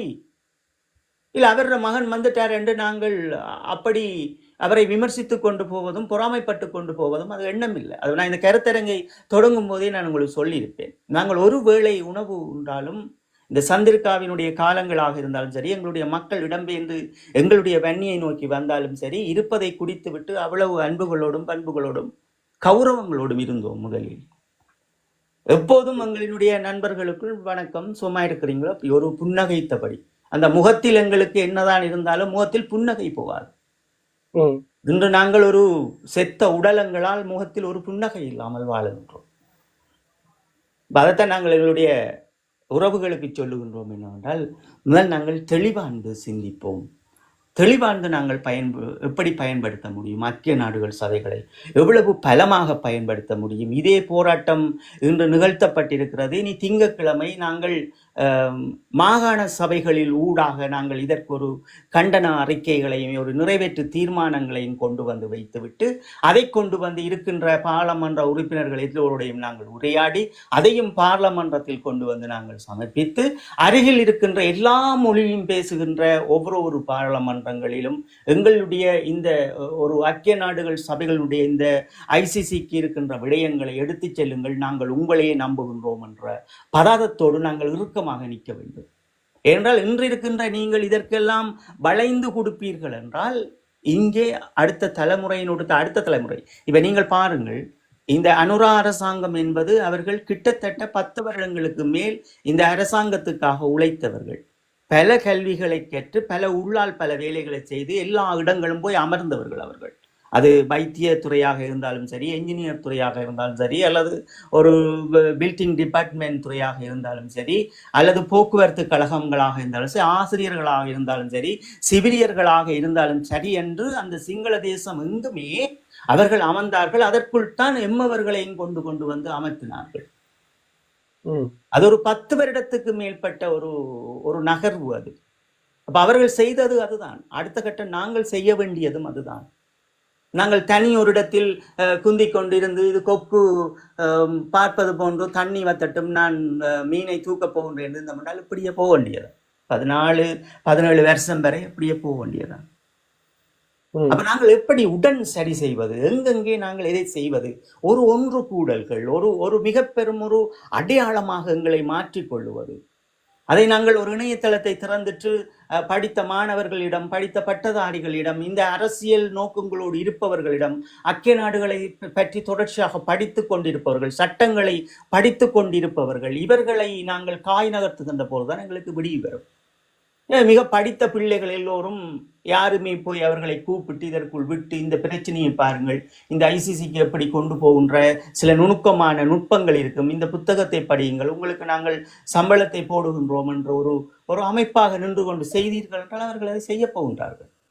வடக்கு கிழக்கில் இருக்கின்ற பிள்ளைகள் நாங்கள் அப்படித்தான் இன்று எல்லோரும் செய்கின்றீர்கள். எவ்வளவு பிள்ளைகளை படிப்பித்து விட்டீர்கள், எவ்வளவு பிள்ளைகளை இன்றைக்கு டெக்னாலஜி கற்பித்து அவர்கள் ஒரு நெட்வொர்க்கராக ஒர்க் பண்ணி கொண்டிருக்கின்றார்கள். அப்போ இப்படித்தான் நாங்கள் தொடர்ச்சியாக பல வேலை திட்டத்தை செய்யும் தமிழர்கள் அரசியலில் மிக இறுக்கமாக ஒற்றுமையோடு நாங்கள் பயணிக்கிறோம். தயவுசெய்து ஊடகங்களில் விமர்சனம் என்கின்ற பொருள் நாங்கள் வைப்பது நாங்கள் மக்களை தெளிவுபடுத்துவதற்காக. எங்களுடைய மக்களை நாங்கள் இப்படியே உமிழ்ந்து கொண்டிருப்பது அல்ல, நாங்கள் தெளிவுபடுத்துகின்றோம். நீங்கள் தேங்கி நிற்கின்ற இடங்களை உடைத்தறியுங்கள், இது இப்படி இருக்கிறது என்ற சத்திய கோப்பை தான் நாங்கள் பேசுகின்றோம். எங்களால் உணர்ந்து கொள்ள முடிகிறது. இனம் எங்கே தேங்கி நிற்கிறீர்கள், எங்கே இது நகராமல் அப்படியே இறுக்கமாக பகைவன் வைத்திருக்கின்றான் என்பது நீங்கள் உடனே சரி செய்யுங்கள். திறன் உங்களுக்கு இந்த ஐசிஜே என்பதை நான் சொல்லியிருப்பேன். 77 கீழ் 247 டாக்குமெண்டேஷன் 30 டிசம்பர் 2022 இதை பற்றி நான் உங்களுக்கு பேசியிருப்பேன். இஸ்ரேலுக்குரிய அந்த பொறிமுறையும் அதை தோற்கடிக்கப்பட்டதையும் பற்றி நான் நேற்று கலந்து கொண்டு போன விடயங்கள் உங்களுக்கு தெரியும், நான் சொல்கிறேன். ஆனால் நல்லது தரன் எனக்கு உங்களில் மிக பிடித்த விடயம் என்னென்றால் ஒரு முக்கியமான விடயங்களை அதை பிறகு கேட்பது, அதை ஞாபகம் வைத்து அதை தெளிவாக்கி கொண்டு உங்களை நீங்கள் பயணிப்பது, ஒரு சிறந்த ஆழ்மை உள்ள ஒரு இளம் தலைமுறையை கட்டி எழுப்புகின்ற விதத்தில் நாங்கள் பெருமைப்பட்டு கொண்டிருக்கின்றோம். என்றால் அந்த சில இடங்களெல்லாம் மறந்து நாங்கள் விட்டுட்டு போடுவோம், ஏன்னா அதை விளங்கப்படுத்தலேன். அப்போ அந்த இடத்தில் நிறுத்தி கேட்கும்போது அது ஒரு மிக ஆழ்மை உள்ள விடயங்களாகவும் பார்க்கணும். இது தொடர்ச்சியாக உங்களிடம் இருக்க வேண்டும். நீங்கள் உரையாடுங்கள் தம்பி, இதற்கு ஒன்று நான் கதைத்த விடயங்களுக்குள் ஏதாவது கேள்விகள் இருந்தால். இதில் பார்க்கும்போது தான் நம்ம கணக்க விடயங்கள் இது நாங்கள் தெரிஞ்சு வேண்டிய விடயங்கள் கணக்காக இருக்குது. இதில் இன்றைக்கு நாங்கள் கொஞ்சம் சுருக்கமாக இப்போ இந்த நாளைக்கு எங்களோட இல்லத்தில் ஒரு நாளைக்கு இல்லை 3ஆம் தேதி ஒரு விழா இருக்குது. அதுக்குள்ள ஆட்கள் வந்துக்கணும் எல்லா நாட்டில் இருந்தும். இதில் தமிழன் எப்படி சிதைஞ்சிருக்கிறான்றதுக்கு உதாரணம் அந்த போரின் காரணமாக இடம்பெயர்ந்து எப்படி எவ்வளோ தேசத்தில் சிதைஞ்சிருக்கிறான்றதுக்கு ஒரு உதாரணமே இந்த ஒரு நிகழ்வுகளை பார்க்கும்போது தெரியும். ஒரு நிகழ்வுக்கு எந்தெந்த நாட்டிலிருந்து எல்லாரும் கடைசி தெரியலாது ஒரு குறிப்பிட்ட ஆட்கள் வருவினோம், ஒரு குடும்பத்தில் இருந்து கொஞ்சம் பேர் வருவினோம். அந்த இந்த நிகழ்வில் கலந்து கொண்டு அது ஒரு மகிழ்ச்சியான தருணமாக இருக்கும். கண்ணகாலத்துக்கு பிறகு திருப்பி சந்திச்சு உரையாடி கொண்டு அது எங்களோட பெற்றோருக்கு ஒரு மகிழ்ச்சியான காலங்களாக இருக்கும். அப்படியான ஒரு இதுதான் இப்போ இதன் போது லைஃப் கொஞ்சம் கூட இல்லாமல் இருக்கும். வெறும் நீங்க பிரச்சனை இல்லை தரணும், உங்களுடைய நேரத்துக்கு ஏற்ற மாதிரி நாங்கள் செய்து கொள்ளலாம், அது ஒரு பிரச்சனையும் இல்லை. எங்களோட டைமுக்கு ஏற்ற மாதிரி தான் நாங்கள் செய்யலாம். 6ஆம் தேதிக்கு பிறகு ஓகே நாங்கள் இப்படி பேசுவது இதை விட நாங்கள் இதை போட போறோம். அப்ப அதால கேட்காதவர்கள் அதை கேட்டுக்கொள்ளணும், பிரச்சனை இல்லை. அது 7ஆம் தேதி சில நேரம் இருக்கும் போடுறதுக்கு. அதுக்கு முதல்ல அங்கே இருந்த போடையிலுமெண்டா பார்க்குறேன். லைஃப் சில நேரம் கிடைக்கும். 3ஆம் தேதிக்கும் 5ஆம் தேதிக்கும் இடையிலும் இடம் அந்த 6ஆம் தேதி சில கிடைக்கும். அப்போ நாங்கள் நேரில் திருப்பி போடலாம். இது நெருங்குது, 15ஆம் தேதி நெருங்கி கொண்டிருக்குது. அதுக்கான போராட்டம் இன்றைக்கு ஒரு போராட்ட இருக்குது. பார்க்கும்போது மகிழ்ச்சியாக இருக்குது. ஆனால் அது 10 இந்த இது படி அது 10 அந்த ரணிலுக்கு கூடின கூட்டம் ஒரு அயோக்கியன் ரணிலுக்கே இவ்வளவு கூட்டம் கூடும்போது எங்களுக்கான நீதிக்காண்டி போராடிங்கிற மக்கள் வந்து எவ்வளவு வீரியமா போராட வேணும். அது அங்க இலங்கையில வந்து ஒரு இது அச்ச உணர்வு அந்த பார்த்து கொண்டு இருக்கிறாங்க. அந்த அச்ச உணர்வு அங்கே இருக்குது. அந்த புலத்துல வந்து அதை வந்து மிகப்பெரிய சக்தியா வந்து நாங்க மாற்ற முடியும். ஐநாக்கு முன்னால ஒரு சக்தியா மாற்ற முடியும். இதுல முக்கியமா இப்ப நாங்கள் இப்ப செய்ய வேண்டிய வேலை என்னென்றால் தான் அதுக்குள்ள இந்த வீடை கட்டுறவர்களுக்கு பக்கபலமாக நிற்பதுதான். ம் அது அவர்கள் யார் யார் இதுக்குள்ள இந்த இப்ப 2026 யார் யார் வரப்போகின்றார்கள் என்ற இதெல்லாம் இனி அனுப்புவார்கள். அவர்களிடம்தான் இதை கையாள வேண்டும். அதிலும் முக்கியமாக நாங்கள் எடுத்து செல்ல வேண்டியது கிராம அலுவலகரினுடைய கடிதங்கள். கிராமங்கள் ஊடாகத்தான் இந்த ஐக்கிய நாடுகள் சபைகளில் இன்னும் ஒரு விடயம் இருக்கிறது. அப்படி என்றால் ஒரு கிராமத்தின் ஊடாக இந்த வலுக்களை கூட நாங்கள் சேர்க்க முடியும்.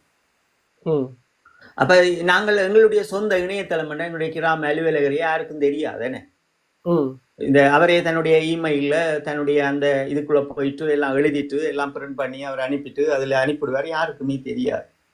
ம் அது ஐக்கிய நாடுகள் சபைகளுக்கு மட்டுமே இருக்க போகுது. அதுக்குள்ள நிக்கிற மெம்பர்களோட அது நிக்க போகுது. அவ்வளவுதான். அதாவது மக்கள் வெளியில பார்த்துக்கொள்ற விடயங்கள் வெளியில பார்த்துக்கொள்ளினோம். உள்ளால ஒரு சைன் எங்களுக்கு ஒரு 2 லட்சம் சைன் வேணும் என்று சொன்னால் வடக்கிலையும் கிழக்கிலையும் இலகுவா நாங்கள் இதை செய்ய முடியும். எங்களோட மாணவர்கள்ட்டே நாங்கள் போயிட்டு அவர்களுடைய போன்ல இருந்தே அதை செய்து விட முடியும். என்ற இப்ப அவ்வளவுக்கு வந்துட்டு தானே இணையதளம். அப்ப நாங்கள் அப்படித்தான் சில விடயங்களை செய்ய வேண்டியிருக்கு. அதை விட பெரும் போராட்டங்களை தான் செய்ய வேண்டிய. இப்ப கையெழுத்து போராட்டங்களை விட இப்ப ஐக்கிய நாடுகள் சபைகளை பொறுத்தளவுல உலக தேசமங்கம் நான் உங்களுக்கு இதையும் சுருக்கமாக சொல்லுவேன். நல்ல விடயம் நீங்கள் கேட்டது நல்ல ஒரு டாபிக்ல வந்து இப்போ நான் உங்களுக்கு போன ஒரு தம்பி மதன் அவர்கள் வந்து கலந்து கொண்ட உரையாடலின் போது நாங்கள் பேசியிருப்போம் என்றால் ஐக்கிய நாடுகள் சபைகளை பற்றியும் அந்த சிலைப்பர் பொறிமுறைகளை பற்றியும் நாங்கள் பேசியிருப்போம். இந்த அந்த சிலைப்பர் அதுக்கு அர்த்தம் என்னன்னா அந்த சிலைப்பர் என்றது தம்பி இப்போ ஒரு வீடை கட்டிய இடங்களுக்கு டிசைனிங் பண்றது போன்ற சில வேலை திட்டங்கள். ஒரு அழகான கதவை வைப்பது ஒரு அழகான எண்ணலை வைப்பது போன்றுதான் இந்த கட்டி இருக்கின்ற வீட்டுக்கு தமிழர்கள் கட்டி இருக்கின்ற வீட்டுக்கு அவர்களுக்கு தெரியும் எந்த இடத்தில் இதை நான் சரி செய்து இதற்கு ஒரு கதவை போட வேண்டும் என்றதால் தான் அந்த தடயங்களை வந்து அவர்கள் எடுத்துக்கொள்வார்கள். இப்போ ஒரு பொறிமுறை வருகின்ற போதும் அவர்களும் இதற்குள் நிற்பார்கள். உறுப்பு நாடுகளும் சிவில் அமைப்புகளும். அப்ப நான் உங்களுக்கு தொடர்ச்சியா சொல்லுவேன், ஐக்கிய நாடுகள் சபையில 2 பிரிவா நிற்பார்கள்.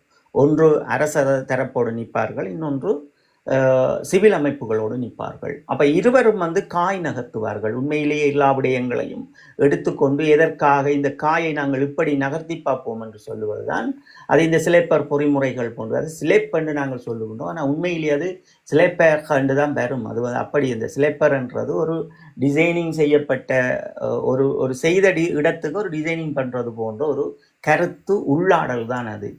அதனால் அவர்கள் சிலைப்பர் என்று சொல்லிட்டு போகினோம். அது அவர்கள் செய்கின்ற விஷயம். இது தமிழர்கள் செய்கின்ற விஷயம் அல்ல. தமிழர்களுக்காக ஒரு குழுக்களாகவே இப்ப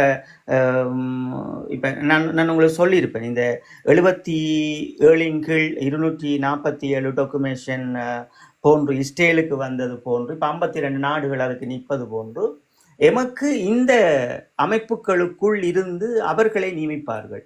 அவர்கள் நியமித்தவர்கள் அந்த படங்கள் எல்லாம் நீங்கள் பார்த்திருப்பீர்கள். நான் உங்களுக்கு அனுப்பி இருந்தேன்.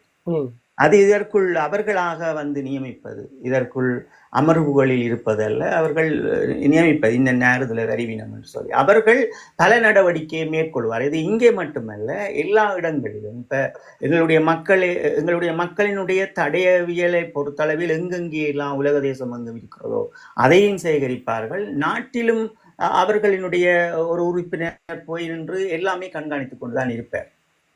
அப்ப அதுதான் அந்த சில விடயங்கள் தமிழர்களுக்கு நாங்கள் சொல்லுவது என்னவென்றால், இந்த உடனே இலங்கை அரசாங்கம் இப்ப ஒரு பகட்டான ஒரு விடயத்தை செய்கின்ற போது அதற்கு போய் சிக்கப்படாதீர்கள் என்று தமிழர்கள் என்னன்னு சொன்ன. இப்ப ரணிலை கைது செய்தால் அதை எங்களுடைய மாமனிதரின் பேரை சொல்லி அளவுக்கு அது எங்களுக்கு அதை எவ்வளவு ஒரு இதற்கு கொண்டு வரும். இப்ப எங்களை அவர் பார்த்து கொண்டிருக்கார். இப்ப என்னென்றால் இவர்கள் நினைக்கிறார்கள் என்னென்றால் எங்களை உலக தேசம் பார்க்கவில்லை. அப்படி என்ன அது கிடையாது. உலக தேசமே பார்த்து கொண்டிருக்கிறது. ஈழத்தமிழன் ஒரு படையை கட்டி போராடியவன் ஐக்கிய நாடுகள் சபைகளுக்குரிய அவரின் இனத்துக்குரிய வழக்கு நடந்து கொண்டிருக்கிறது. இவர்கள் இந்த இணையதளத்தை எப்படி பயன்படுத்துகிறார்கள், இவருடைய கருத்தரங்குகள் என்ன, இவர்களுடைய ஒழுக்கங்கள் என்ன, இவர்கள் எப்படிப்பட்டவர்கள், இதிலேயே அவர்கள் எம்மை கணிப்பித்துக் கொள்வார்கள். அப்ப அது பகைவனுக்கு இலகுவா இருக்கும். இப்ப நாங்களிடத்துல சண்டையை தொடக்கணும் என்றால், பிரிஞ்சு போனோம் என்றால், அது பகைவனுக்கு அந்த இடத்துல மிக பெரும் பாதையை அமைச்சு கொடுக்கும். அப்படித்தான் நாங்கள் சிதைஞ்சிட்டு நிற்கிறோம். கருத்து சுதந்திரம், தத்துவ சுதந்திரம் என்பதை தான் நாங்கள் பேசுகிறோம். அப்ப நாங்கள் இரவும் அதுதான் நாங்கள் நான் தமிழர் எங்களுடைய தமிழ்நாட்டில் பிள்ளைகளையும் கூப்பிட்டிருப்போம், எங்கட பிள்ளைகளையும் கூப்பிட்டிருப்போம், நாங்களும் உரையாடி இருப்போம். என்னென்றால் அவர்களினுடைய கருத்து சுதந்திரத்துக்கு நாங்கள் யாரும் முன் நிற்க போறவர்கள் கிடையாது. அவர்களுக்கும் நாங்கள் சொல்லுகின்றோம் என்றால் எங்களுடைய மாமனிதரின் கருத்து சுதந்திரத்துக்குள் நீங்கள் நில்லாதீர்கள் என்பதை தான் நாங்கள் அவர்கள் சொல்ல வேண்டும். என்றால் அவர்கள் சிறார்கள், அவர்களுக்கு வழி நடத்தியவர்கள் அவர்களுக்கு சரியான பாதையை காட்டவில்லை. அதுதான் உண்மை. அந்த பிள்ளைகள் வந்த தம்பிமாருக்கெல்லாம் ஓரளவு தேசியங்களோடு மிக தெளிவாக பயணிக்கக்கூடிய பிள்ளைகள். ஆனால் ஒரு இடத்தில் நான் ஏன் முடங்கி நிற்கின்றேன் என்ற கேள்விக்கு அவர்கள் அதை நியாயப்படுத்துகின்றார்கள். அதுதான் இங்கே இருக்கின்ற அந்த அவர்களுக்கு பாதை காட்டுகின்றவர்களினுடைய பிரச்சனை. அது இன்று எங்களுடைய அரசியல்வாதிகளுக்குள்ளும் இதுதான் இருக்கிறது, எங்களுடைய மக்களுக்குள்ளும் இதுதான் இருக்கிறது. இதைத்தான் நான் சரி செய்ய வேண்டும் நினைக்கிறேன். நான் இப்ப நான் வந்த இடம் சரி என்று நினைக்கிறேன். இப்போது இதைத்தான் நான் சரி செய்ய வேண்டும் நினைக்கிறேன்.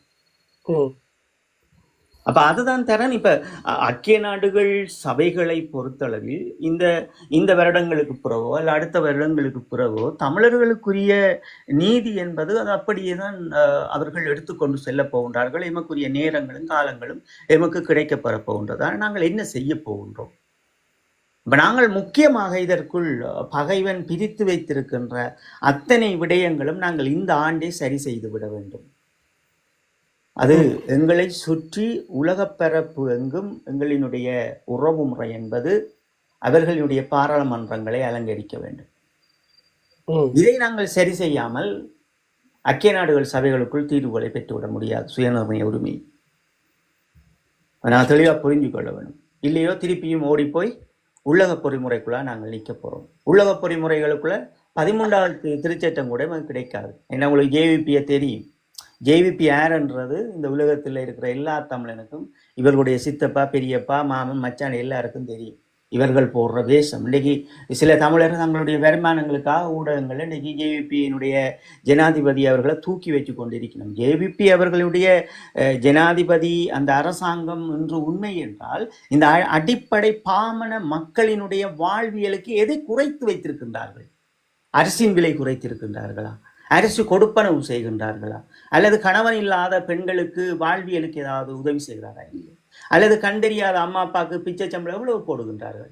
1000 ரூபாய்க்கு அவர்கள் சீனி வாங்குவார்களா, பால்மா வாங்குவார்களா? நாங்கள் அதைத்தானே சொல்லுகின்றோம். ஒரு விவசாயி தன்னுடைய விவசாயத்தை வடக்கு கிழக்கில் செய்கின்ற போது அந்த விவசாயம் இயற்கையால் அழிபட்டு செல்லுகின்றது. 10,000 ஒரு பரப்புக்கு ஒரு ஏக்கருக்கு 10,000 அப்படி கொடுக்கின்றார்கள்.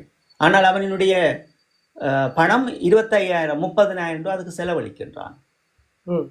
அந்த நெல்லினுடைய விலையை மீண்டும் அவர்கள் ஒரு நிர்ணயித்த விலையாக கொண்டு வராமல் அதையும் இழுத்தடிப்பு செய்கின்றார்கள்.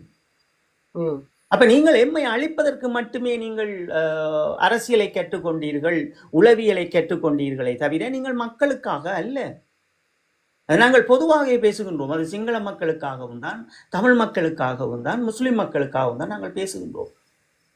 அப்ப முதல் இந்த ஜனாதிபதி ஒரு கிராமத்தில் இருந்து வந்தவர் என்று சொன்னால் முதல்வர் சரி செய்ய வேண்டியது எது? விவசாயிகளை சரி செய்திருக்க வேண்டும். முதலில் கணவன் இல்லாத பெற்றோர்களை அவர்கள் பார்ப்பதற்குரிய ஏற்பாடு செய்திருக்க வேண்டும். இரண்டாவது, கிராம அலுவலகர் ஊடாக விவசாயம் செய்கின்றவர்களை கௌரவப்படுத்தியிருக்க வேண்டும். மூன்றாவது, கல்வி கற்கின்ற குழந்தைகளினுடைய படிப்புக்கு அதற்குரிய ஏற்பாடுகள் செய்திருக்க வேண்டும். இதுதானே ஒரு இயற்கையினுடைய நியதி. இவர் என்ன செய்கின்றார்கள்?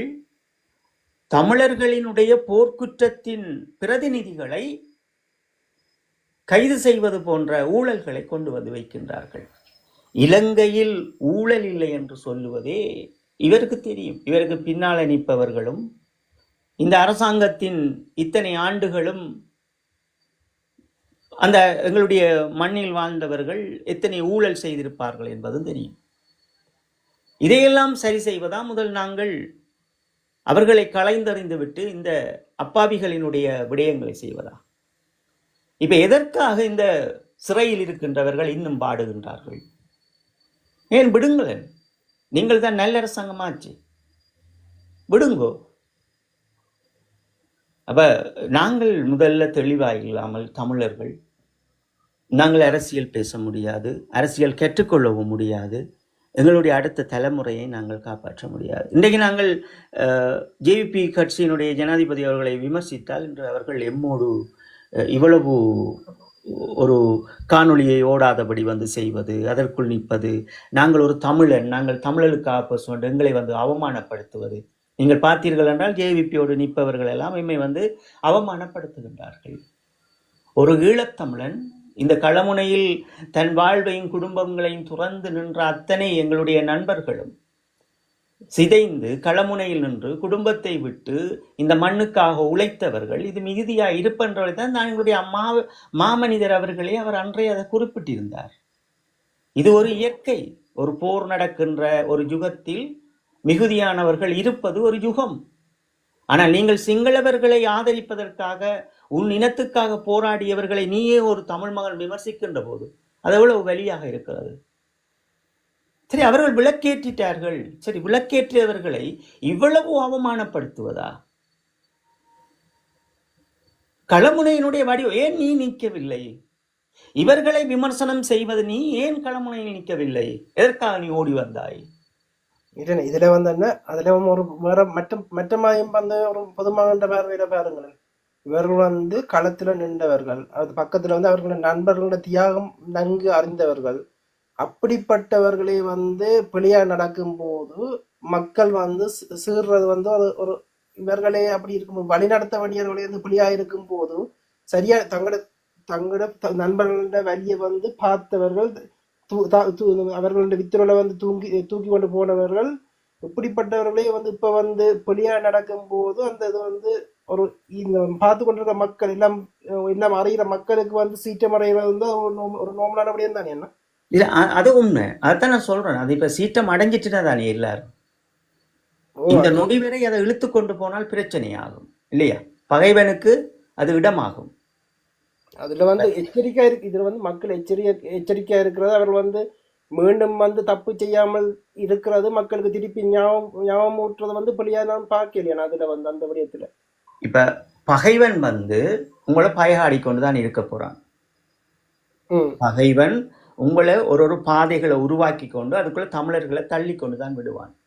அப்ப நாங்கள் இப்ப புத்திசாலித்தனமாக எமக்குள் வீசப்படுகின்ற வலைக்குள் இருந்து நாங்கள் எழும்ப வேண்டும். இப்ப ஒரு தமிழருக்கு மேலும் குலத்தில் வலை வீசப்படுகிறது. அந்த வலைக்குள்ளில் நாங்கள் சிக்கப்படாமல் வெளியில் வருவதுதான் அது எங்களுடைய அடுத்த தலைமுறைக்காக நாங்கள் சில விடயங்களை இப்ப நான் என்ன பொறுத்தளவில் உங்களுக்கு தெரியும் நான் எப்படிப்பட்ட நான் என்று நீங்கள் என்னோடு பழகுவதால் தெரியும். இதையெல்லாம் நான் ஏற்றுக்கொள்ளாத ஒரு மனிதன் உங்களுக்கு தெரியும். எத்தனையோ பேர் அரசியலுக்காக வந்து பேச சொல்லி அழைத்தும் நான் போகாத ஒரு மனிதன். இறுதி வரைக்கும் எனக்கு நிழலாக நின்று இங்கே வரைக்கும் அனுப்பிய மாமனிதர் அவர்கள் கேட்டுக்கூட நாங்கள் போகாத ஒரு மனிதன் என்பது உங்களுக்கும் தெரியும் நன்கு. அதையும் கடந்து ஏன் நாங்கள் இன்று அரசியல் பேசுகின்றோம்? இந்த தேவை அப்ப நாங்கள் விட வேண்டிய இடத்தில் விட்டு பிடிக்க வேண்டிய தேவை இருக்கிறது. ஒரு பகைவன் இந்த விடயத்தை பகையாளுகின்ற போது நாங்கள் புத்தி கூர்மையோடு நாங்கள் பயணிக்க வேண்டிய தேவை இருக்கிறது. இப்ப நீங்கள் இவர்களை விமர்சிக்கும் போது அந்த வார்த்தை பிரயோகங்களும் அவருடைய குடும்பங்களையும் அவரையும் நீங்கள் விமர்சிக்கின்ற போது அது பகைவனுக்கு இன்னும் அவனுடைய செயல்பாடுகள் அதிகமாக்கப்படும். இப்ப நீங்கள் விமர்சனம் செய்வது உங்களால் நீங்க போகவில்லை, நல்லது செய்திருப்பது உங்களுக்கு மனதுக்கு தெரியும். இவர்கள் செய்திட்டார்கள் என்பது அது உங்களுக்கு வலியாக இருக்கும். அந்த வலியை நீங்கள் ஆயுதமாக மாற்றுங்கள். விமர்சனம் செய்யாமல் ஆயுதமாக மாற்றுங்கள்.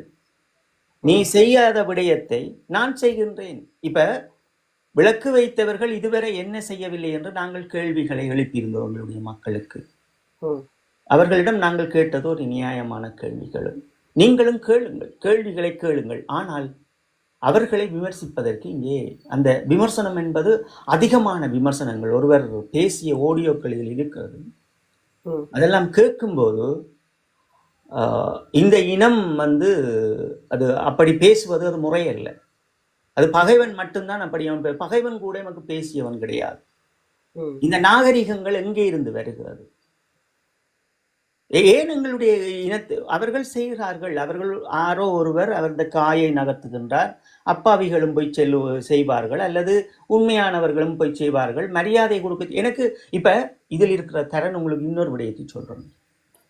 இந்த நிகழ்வு நடத்தும் போது அங்கே பல படையணிகளுக்குரிய மலர் வளையங்கள் வைக்கப்பட்டிருந்தது. ம். இந்த மலர் வளையங்கள் அத்தனையும் போட்டு வாயில் வந்ததை எழுதி அங்கே சீரழிக்கப்பட்டது யார்? 2ஆம் தேதி 8ஆம் மாதம் நிகழ்வு செய்தவர்கள் சீரழிக்கப்பட்டார்களா? அந்த மலர் வளையத்தில் இருந்த எங்களுடைய படையணிகள் சீரழிக்கப்பட்டதா? இதைத்தான் நாம் பார்க்கிறேன். பகைவனுக்கு தேவை இருக்கு எங்களுடைய அடையாளங்களை சிதைப்பது. ஒவ்வொரு இணையதளங்கள் டிக்டோக்கிலும் மாமனிதர் அவர்களை வைத்தபடி அவர்கள் அந்த சூக்காலோடு மாமனிதருக்கு அஞ்சலி செலுத்துவது போன்று மலர் வளையங்களை தூக்கி செல்லுகின்ற போது அதில் படையணிகளினுடைய பெயர் இருக்கிறது. இந்த பகைவன் கச்சிதமாக கையாளுகின்றான். ஏன் நீங்கள் எல்லோரும் புலத்தில் தான் இருக்கிறீர்கள். இவர்கள் உங்களிடம் சந்திக்க மாட்டேன் என்று சொல்லியிருக்க மாட்டார்கள். சந்தியுங்கள், சேட்டை பிடித்து 4 கேள்வி கேளுங்கள், அது எமக்குள் இருக்கட்டும். இதைத்தான் நாங்கள் சொல்றோம். இதான் என்னுடைய தத்துவத்தை நான் சொல்றேன். இது பகைவனால் பகையாடப்படும். நான் என்ன பொறுத்தளவில் அவர்கள் 2ஆம் தேதி செய்ததை விட மிக மோசமான அளவு இணையதளத்தில் தொடர்ச்சியாக நீங்கள் எல்லோரும் செய்து கொண்டிருக்கிறார்கள். அந்த மலர் வளையங்களை வைத்துக்கொண்டு அவ்வளவு தமிழில் பேச முடியாத வார்த்தைகள் எழுதுவதும், இதையெல்லாம் எங்களால் ஜீரணிக்கவே முடியவில்லை.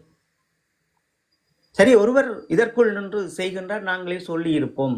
சீமான் அவர்களுக்காக அவர்கள் ஊடகங்களில் பேசுகின்ற போதும் அடையாளப்படுத்தும் போதும் நாங்கள் சொல்லியிருப்போம், இவர்கள் எல்லாம் உண்மையிலே எங்களுக்கு யார் என்பதே தெரியாது. தமிழீழ விடுதலை புலிகளினுடைய புலனாய்த்துறை என்பது ஒரு வேலை திட்டம் செய்யும் போது அதை ஊடகத்தில் சொல்ல மாட்டார்கள், உஜிட் போனாலும் சொல்ல மாட்டார்கள். அப்ப ஐவிசியில் நிராஜ் டேவிட் அவர்களிடம் அவர்கள் கொடுத்த அந்த விடயம், சீமான் அவர்கள் பன்னிக்கு வரும் முன் வீட்டில் இருந்து அதை தடயங்களை அவர்கள் சேகரித்தது போன்ற ஒரு வார்த்தை, அந்த வார்த்தைக்கு அன்றை நான் அதுக்கு சொல்லி இருப்பேன். ஒரு உண்மையான போராளி நீங்க சொல்றபடியும் சீமான ஒரு வருஷமா உணவு பார்த்து ஒரு போராளியினுடைய கௌரவம் என்ன? அண்ணா அப்படிப்பட்டவர் கிடையாது. அண்ணா ஒரு போராளியை தன் கண் பார்வையில் அந்த இதயத்தின் நேசிப்போடு அந்த புன்னகையோடு அவருக்குரிய தகுதியை கொடுத்து வைத்திருந்தவர். அது தளபதிகள் என்று அண்ணாவின் பார்வையில் எதுவுமே கிடையாது. அண்ணா இவர் வேலை திட்டத்தை செய்யக்கூடியவர் என்பதால் அந்த இதை தருவாரை தவிர எல்லாரும் அண்ணாக்கு ஒன்றுதான். ஆனால் அதில் பால்ராஜ் அண்ணா போன்றவர்கள் அல்லது சொர்ணம் அண்ணா போன்றவர்கள் இது ஒரு வரலாற்றின் ஒரு நாயகர்களாக அந்த இடத்தில் பல போராளிகளை பொறுத்தளவில் அண்ணா எங்கேயும் விட்டு செல்ல மாட்டார். இந்த காயப்படுகின்ற போராளிகள், இப்போ நானும் உங்களுக்கு தெரியும், முகத்தில் காயப்பட்டிருந்தால் கண்கள் கொஞ்சம் பிரச்சனையாக இருக்கும் போது நண்பர்களினுடைய உதவிகளோடு தான் நான் குறிப்பிட்ட காலம் இருந்திருப்பேன். அப்போ அந்த நேரம் நண்பர்கள் தான் கூட்டிக் கொண்டு போவது வருவது. அது அந்த நண்பர்கள் தாங்கள் ஏற்றுக்கொண்டே என்னுடைய அண்ணா என்று என்னுடைய தம்பி என்று செய்வார்கள். இது அண்ணா சொல்லி வந்தது அல்ல, அது அவர்களுக்குள் வருகின்ற உணர்வு. அப்ப இந்த உணர்வோடு வாழ்ந்து எங்களுடைய உணர்வு எங்கே? நான் பார்க்கிறது எல்லாம் என்னவென்றால் இது பகைவன் ஆளுகின்றான். அப்ப நான் இன்று வரைக்கும் மக்களிடம் சொன்னது, நாங்கள் என்ன 8ஆம் தேதி செய்தால் அவர்கள் செய்து விட்டு போகட்டும். இந்த மலர் வளையங்களில் இருக்கின்ற படையணிகளை எதற்காக நீங்கள் அவமதிக்கின்றீர்கள்? அந்த போட்டோவே நீங்கள் அவமதிக்கணும். இல்லை, நீங்கள் எல்லாரும் குலத்தில் தானே இருக்கிறீர்கள். அந்த அமைப்பில் நின்ற எல்லாருக்கும் தெரியும். பிரான்ஸ்ல இருக்கிற தம்பி மேர அண்ணன் மேர எல்லாரையும் எல்லாருக்கும் தெரியும். போன் எடுத்து இத்தனையாம் தேதிக்கும் இந்த குடும்பத்தோட நான் பாரேன், நீயும் பா மச்சான், இதுல சந்திப்போம். குடும்பத்தோட வச்சு மனைவிக்கு முன்னுக்கு பிள்ளைகளுக்கு முன்னு வச்சு கேளுங்கவன், நாகரிகமா கேளுங்க. நீ இது செய்யலாமா?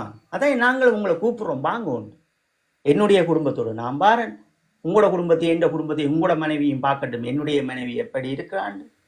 நீங்களும் என்னையும் பார்ப்போம், நாங்கள் 2 பேரும் நாங்களும் இப்படி இருக்கிறோம் என்று, எவ்வளவு இழந்திருக்கிறோம் என்று பார்ப்போம். அந்த ஒற்றுமைகளோட இருப்போம். எதற்கு இணையதளத்தில் பகைவனுக்கு நாங்கள் இடம் கொடுக்கிறோம்? அப்போ அதைத்தான் நாங்கள் தொடர்ச்சியாக சொல்கிறோம். நாங்கள் காப்பாற்ற வேண்டிய இடத்தில் எங்களுடைய இனத்தை ஒவ்வொருவரும் காப்பாற்ற வேண்ட தவறாதீர்கள். அவர்களையும் சேர்த்து நாங்கள் காப்பாற்றி கொண்டு போவோம். உண்மையான தேசிய தலைவர் அவர்களை நேசிக்கின்ற ஒரு குடிமகன் இந்த இணையதளத்தில் நீங்கள் உண்மையானவர்களாக இருந்தால் அங்கே கண்ணன் போன்றவர்களுடைய படங்கள் அங்கே இருக்கிறது. அவர்களுக்கு நாங்கள் யூனிஃபார்மை போட்டோம், பிடித்து கொடுத்தோம், கொண்டு போய் அமர்த்தினோம் என்கின்ற வாதங்களை எல்லாம் வைத்து காணொளிகள் போட்டிருக்கின்றார்கள். விஸ்வமடிவில் எல்லாம் விடுதலை புலிகள் பிடித்தார்கள் சின்ன பிள்ளைகளை என்று. இப்ப நீங்கள் காணொளி போடுவது அவர்களுக்காக அல்ல, நீங்கள் விடுதலை புலிகள் மீது வஞ்சகங்களை விதிப்பதற்காக. நாங்கள் எந்த நிலையில் இருக்கின்றோம் உங்களுக்கு அதே அல்ல. தேசிய தலைவருக்கு நீங்கள் விளக்கேற்றியதற்காக அவர்களை உண்மையாக நீங்கள் விமர்சனம் செய்தவர்கள் அல்ல. அவர்களை நீங்கள் இன்று விமர்சிப்பதும் இந்த ஊடகங்களில் இருக்கின்ற காணொளிகள் அது எங்களுடைய மாமனிதரை விமர்சிப்பது. இங்கே யாரும் யாரையும் பிடித்து களமுனையில் வைத்திருக்க முடியாது. கட்டாயமாக ஒவ்வொருவரும் தன்னுடைய மண்ணுக்காக போராட வேண்டும் என்றால் 5 லட்சத்துக்கு மேற்பட்ட மக்கள் இறுதியாக நின்ற நீங்கள் யார் போராடினார்கள்? உயிரை தப்ப வேண்டும் என்றுதான் எண்ணினார்கள். ஒரு பகைவன் கட்டிய கதைகளுக்கும் அங்கே நடந்த நிகழ்வும் நிஜமல்ல. களமுனை வேறு, மக்கள் வேறு, அவர்கள் விடுபட்ட இடங்கள் வேறு, களமுனையின் இறுதி வடிவம் வேறு.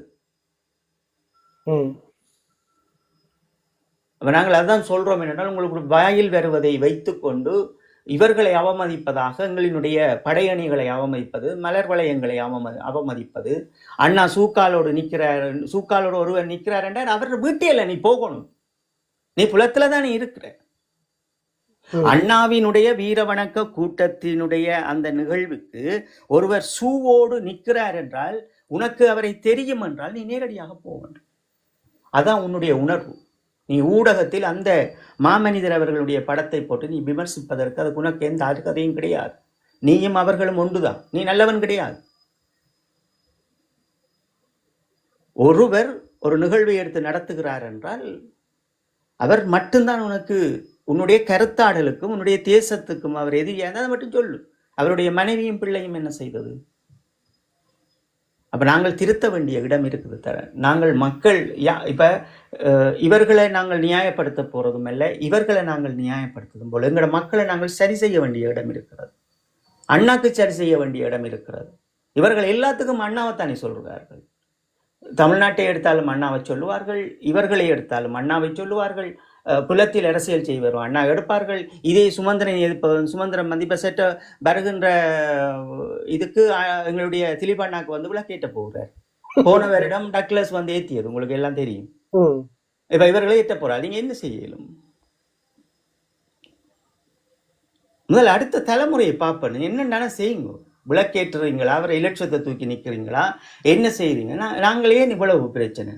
நீங்க காணொளி போட்டால் இதுல அவரை விமர்சித்து போட்டால் இவ்வளவு கேவலமா விடுதலை உண்மையிலே தேசிய தலைவருக்கு விளக்கு கொளுத்துற பிரச்சனை நீ அதை மட்டும்தான் நீ பேச வேணும். அவர்கள் அந்த எங்களுடைய வசந்தண்ணாவோடு நின்ற இறுதியாக நின்ற அந்த களமுனையில் பிடிபட்ட போராளிகள், அவர்களுடைய போராளிகள் ஒரு குறிப்பிட்ட போராளிகள், அதில் கண்ணன் அவர்கள் குட்டிக்கண்ணன் போன்ற அவருக்கும் பேர் கண்ணன் தான், அவரும் இருக்கிறார். அவர்களினுடைய படங்களை காட்டி அவர் சின்ன ஆளாக இருப்பார், ஆனால் அவருக்கு வயது கூட. அவருடைய படத்தை காட்டி இந்த சிறாரை விஸ்வமடில் வைத்து பிடித்து கொண்டு போனார்களாம். அவர் காணொளி இவர்களுக்காக போட்டிருக்கிறார்.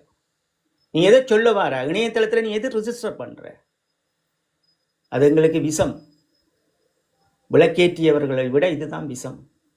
நாங்கள் பிடித்தோம் என்றதையும் கண்ணால் கண்டி அவனிடம் சாட்சி இருக்கிறதா? என்னிடம் இருக்கிறது. 1500 சாட்சியம், 3 நிமிட காணொளி, 5 நிமிட காணொளி, ஐக்கிய நாடுகள் சபைகளுக்கு தமிழர்கள் கொடுத்த காணொளி அத்தனையும் என்னிடம் இருக்கிறது.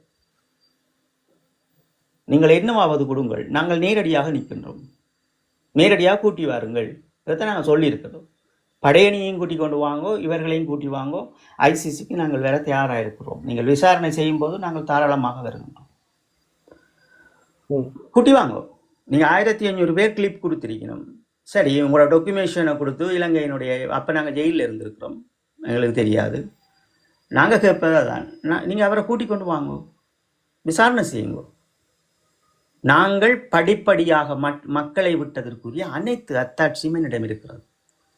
ஒவ்வொரு போராளிகளுடைய விவரங்களும் இடம் இருக்கிறது. அப்ப அதான் நீங்க கடந்த காலங்களில் நீங்கள் பார்த்திருப்பீர்கள். இந்தியாவில் ஒரு கோமாளி ஒன்று நானே கையளிக்க பெற்ற ஒரு போராளியை வைத்துக்கொண்டு ஆடிய நாடகத்தை நீங்கள் பார்த்திருப்பீர்கள். கடந்து போவோம் ஓம் என்று அதுக்கு ஒரு நாடகம் ஆட விரும்பி இருந்தார்கள். நாங்கள் அந்த வீடியோ போட்ட பிறகு வந்து அந்த சேனலையே இப்போ வேற எங்கே பயணிக்கிற கூட அந்த சேனலையே இப்போ எழுதி மூடி போட்ட போல இருக்கு. சேனலே அழிச்சிட்டு ஓடிட்டு நம்ம நினைக்கிறேன். அதுல கிளிப்பே என்னட்டு இருக்கு. அந்த பெடியன்ட்டு நாங்க அவங்களோட பெற்றோர்கிட்ட கையளிச்சு பெற்றோர் வந்து இருக்கிற அந்த கிளிப்பேட்ட கையில இருக்குது. ஆனா அவங்க புது கதை சொல்லுவீங்க. அப்ப இதுதான் வரலாறு. அப்ப இதை நாங்க புரிஞ்சு கொண்டா புரியும். நாங்கள் பகைப்படுற நேரம் இதுவல்ல. நாங்கள் உலகத் தமிழர்களுக்கு சொல்றோம், நாங்கள் பகைப்படும் நேரம் இதுவல்ல. உடன் நாங்கள் சரி செய்ய வேண்டிய தேவை இருக்கிறது. சரி செய்யுங்கள்.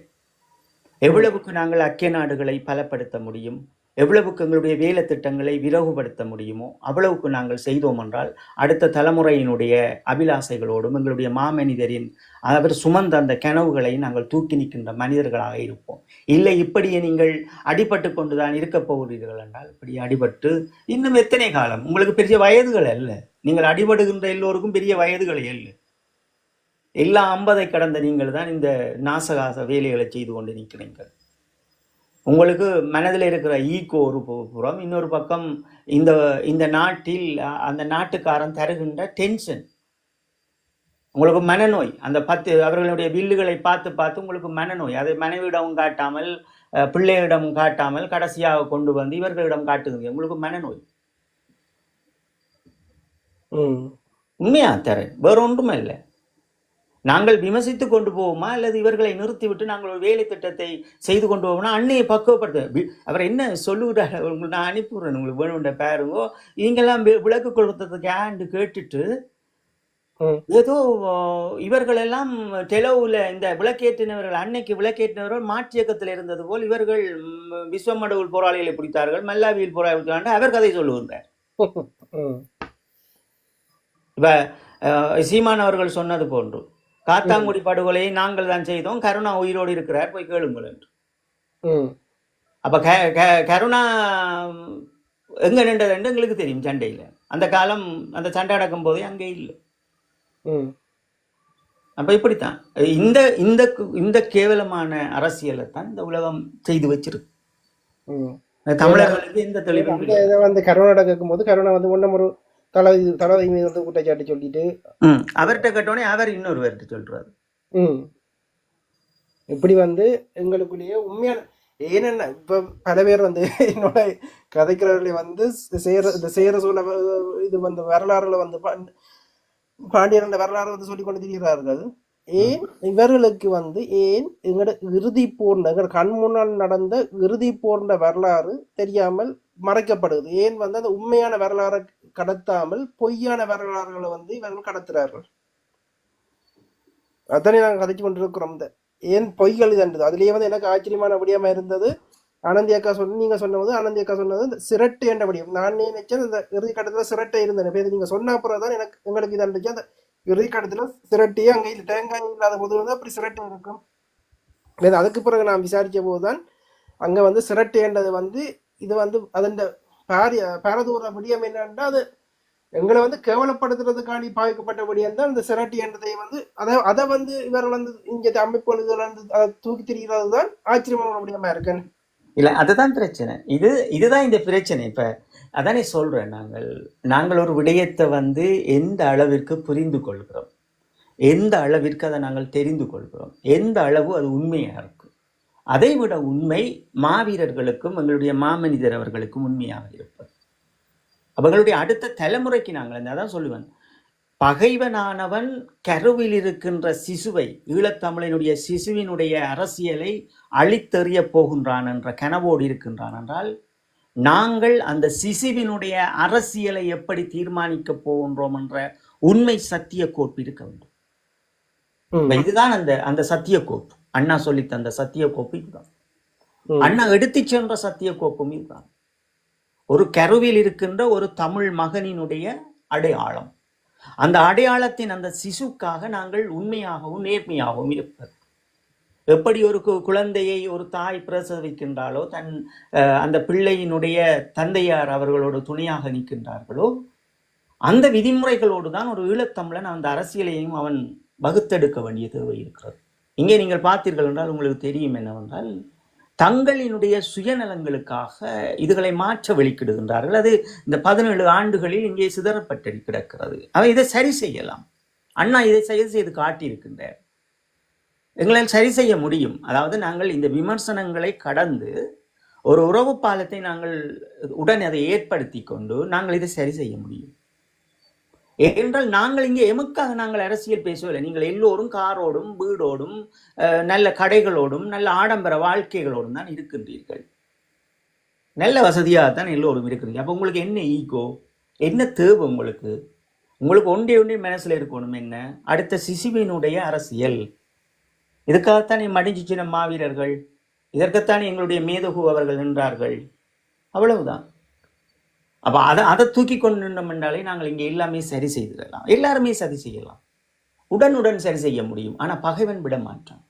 அதை நான் தான் சொல்கிறோம். நாங்கள் என்ன, நீங்கள் பகைவன் எங்கே எங்களை தடுத்து வைக்கின்றான், அதையும் நாங்கள் உடைத்தறிவோம். தெளிவாக அந்த சமூகமாக ஒரு வலம் பெறுவதற்கு நாங்கள் அந்த வலத்தை பிடிப்போம். இவர்கள் அதை புரிந்து கொள்ள வேண்டும். இன்றைக்கு நாங்கள் ஒரு நேரம் தன்னிட்டோம். நேற்று வந்து கண்ணீரம் செய்தபடியாக இன்றைக்கு நிறைவேற்று கொண்டு நாங்கள் வந்து அடுத்த நேரம் கிடைக்கும் போது தொடர்போமானா மிக்க நன்றி தரேன். ஓகே, யாரும் கீழே இருக்கிறார்களும் எதுவும் கருத்து சொல்ல வேண்டும் என்றால் வந்து சொல்லுங்கள். ஓகே, இன்று நேரலையில் கீழே நின்று கேட்டுக்கொண்டிருந்த அனைவருக்கு நன்றி. தம்பி தரனுக்கு அவர்களுக்கு நன்றி. இந்த நாங்கள் ஒரு பொதுவாக பல விடயங்களை நாங்கள் உரையாடி இருக்கின்றோம். மீண்டும் நாங்கள் புலத்தில் இருக்கின்ற எங்களிடம் உறவிடம் கேட்பது என்னவென்றால், ஒரு தமிழீழ விடுதலை புலிகள் என்கின்ற அந்த அமைப்பும் அந்த மேதகு அவர்களுடைய சத்திய கோப்புக்காக நீங்கள் பேச வருகிறீர்கள் என்றால் அதை எப்படி பேச வேண்டும் என்பதை முதலில் புரிந்து கொள்ளுங்கள். நீங்கள் பேசுகின்ற அந்த அடையாளங்கள் அது அந்த அமைப்பின் மீதும் அந்த தலைமை மீதும் அது ஒரு மிக பெரும் குற்றத்தைக்கே கொண்டு போய் விடக்கூடிய அளவு பல காணொளிகளை புலம்பெயர்ந்த ஒரு சில தமிழர்கள் நீங்கள் பதிவிட்டிருக்கிறீர்கள். உடன் நீங்கள் அழைத்து கொண்டு உங்களுக்கு தெரிந்தவர்கள் இந்த நிகழ்வை நடத்தி இருந்தால் நேரடியாக சென்று உங்கள் வலிகளை அவர்களோடு பகிர்ந்து கொள்ளுங்கள். அல்லையில் அவர்கள் இயேசுநாதர் அறைந்தது போல் அவர்களுக்கு அறையுங்கள், அவர்கள் வாங்குவார்கள். நீங்கள் அவர்கள் செய்தது தவறென்று உங்கள் மனங்களில் பட்டால் நீங்கள் கன்னத்தை பற்றி கொடுங்கள். சரி, அதோடு உங்களுடைய கோபதாபங்கள் முடிவு. அவர்கள் வாங்குவார்கள். எங்களுடைய மாமனிதரினுடைய புதல்வர்கள் வாங்குவார்கள். அவர்கள் செய்த வேலை தவறென்று அவர்களுக்கு தெரிந்தால் அவர்கள் வாங்குவார்கள். அதற்காக நீங்கள் அந்த அமைப்பையும் தலைமைத்துவத்தை நேசிப்பது போன்ற பகைவனுக்கு ஏற்றது போன்ற காணொளிகளை போட்டு இருக்கிறீர்கள். தயவு செய்துடன் அழித்துவிட்டு ஒரு இணக்கப்பாட்டுக்கு அவர்களோடு செல்லுங்கள். நீங்கள் பகைவன் அல்ல அவர்களுக்கு, உங்களுக்கும் அவர்கள் பகைவன் அல்ல. இடையில் அந்த அமைப்பையும் அந்த அமைப்பினுடைய தலைமைத்துவத்தையும் அவமானப்படுத்தார்கள், அந்த மாவீரர்களையும் அவமானப்படுத்தார்கள். உங்களுக்கு இறுதி களமுனை என்பது என்னவென்று தெரியாது. இறுதி களமுனையில் போராளிகள் எப்படி எப்படி போனவர்கள் என்பதும் தெரியாது. இறுதி களமுனை அங்கே என்னதான் நிகழ்ந்தது என்பதும் தெரியாது. அதை சொன்னாலும் பகைவன் உங்களை கேட்பதற்கும் விடப்போறது கிடையாது. அப்ப நீங்கள் என்ன செய்ய வேண்டும்? அதற்குள் நீங்கள் நிற்க தேவையில்லை. இறுதி களமுனையில் நிற்காத நீங்கள் அதை பற்றி ஏன் பேச வேண்டும்? இறுதி போரோடு ஒட்டி இருக்காத நீங்கள் அதை பற்றி ஏன் பேச வேண்டும்? உங்களுக்கு உரிமை இருக்கிறது. மாமனிதர் அவர்களுக்கு விளக்கேற்றியவர்களுக்கு போய் கேட்பதற்கு உரிமை இருக்கிறது. உங்கள் கருத்தை அவர்களோடு பகிர்வதற்கு உங்களுக்கு எல்லா ரைட்ஸும் இருக்கிறது. ஆனால் நீங்கள் அதை செய்கிறீர்கள் என்று என்ன செய்து வைத்திருக்கிறது என்ற அந்த காணொளிகளை மட்டும் பாருங்கள். நன்றி. நன்றி அண்ணா. நாங்கள் வந்து இப்போ திருமண இது இருக்கு, இந்த மாதம் பெறப்போகுது. அதுக்காக நீங்கள் நேற்று வந்து அந்த பாடலையும் வந்து ஒரு கேட்டுட்டு இந்த நிகழ்வு வந்து நிறைவு செய்வோம். நன்றி தரேன். நாங்கள் டிஎம்ல நன்றி தரேன்.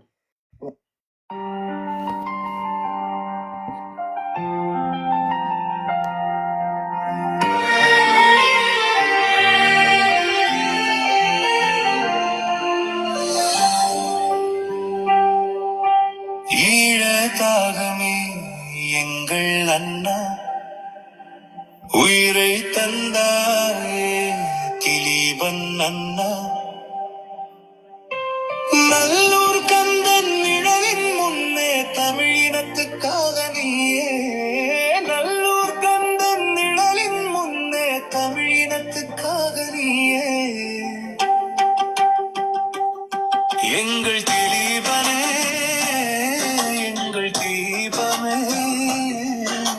உள்ளம் மறந்திடுமோ உங்கள் தியாகமே எங்கள் திலீபனே எங்கள் தீபமே உள்ளம் மறந்திடுமோ உங்கள் தியாகமே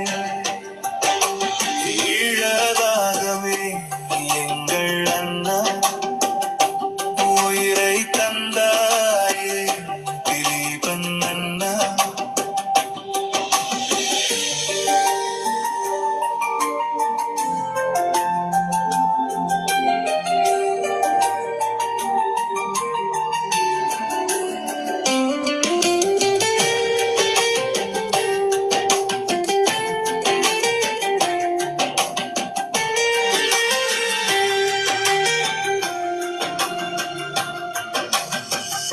தமிழினத்தின் காவலர் திலீபன் அண்ணா இந்தியம் செய்ததே துரோகம் தொடர்ந்தது அண்ணனின் தியாகம் இந்தியம் செய்ததே துரோகம் தொடர்ந்தது அண்ணனின் தியாகம் நெஞ்சம் மறந்திடுமோ எங்கள் தேசம் அண்ணன் திலீபனே எங்கள் தேசம் நெஞ்சம் மறந்திடுமோ எங்கள் தேசம் அண்ணன் திலீபனே எங்கள் தேசம் ஈழதாகமே எங்கள் அண்ணா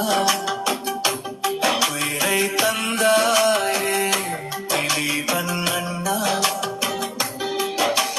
நல்லூர் கந்தன் நிழலின் முன்னே தமிழினத்துக்காக நீயே நல்லூர் கந்தன் நிழலின் முன்னே தமிழினத்துக்காக நீயே எங்கள் திலீபனே எங்கள் தீபமே உள்ளம் மறந்திடுமோ உங்கள் தியாகமே எங்கள் திலீபனே எங்கள் தீபமே உள்ளம் மறந்திடுமோ உங்கள் தியாகமே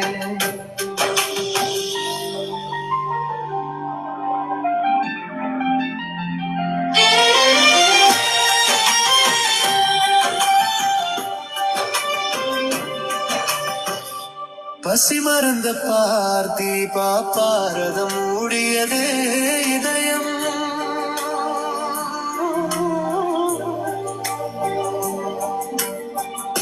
பசி மறந்த பார்த்தீபா பாரதம் மூடியதே இதயம் ஈழத்தின் வலிகள் இங்கே தொடர்ந்ததே முள்ளிக்கரையே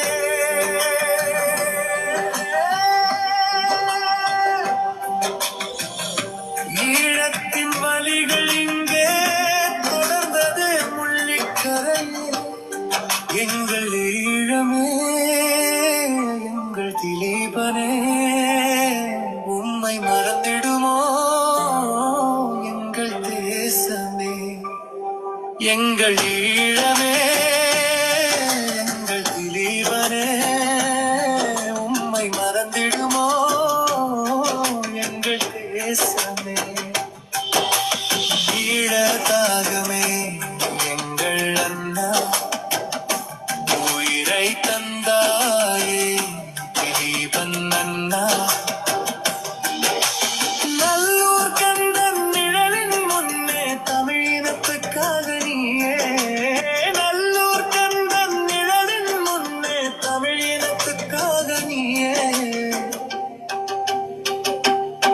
எங்கள் திலீபனே எங்கள் தீபமே உள்ளம் மறந்திடுமோ உங்கள் தியாகமே எங்கள் திலீபனே எங்கள் தீபமே உள்ளம் மறந்திடுமோ உங்கள் தியாகமே. ஓகே, மிக்க நன்றி அண்ணா. நான் மீண்டும் எனக்கு நேரம் கிடைக்கும்போது உங்களுக்கு நேரம் இருக்கும்போது தொடருவோம். கேட்டுக்கொண்டிருந்த அனைவருக்கும் மிக்க நன்றிகள். மீண்டும் ஒரு நேரலையில் மீண்டும் ஒரு கருத்தரங்கில் மீண்டும் சந்திப்போம்.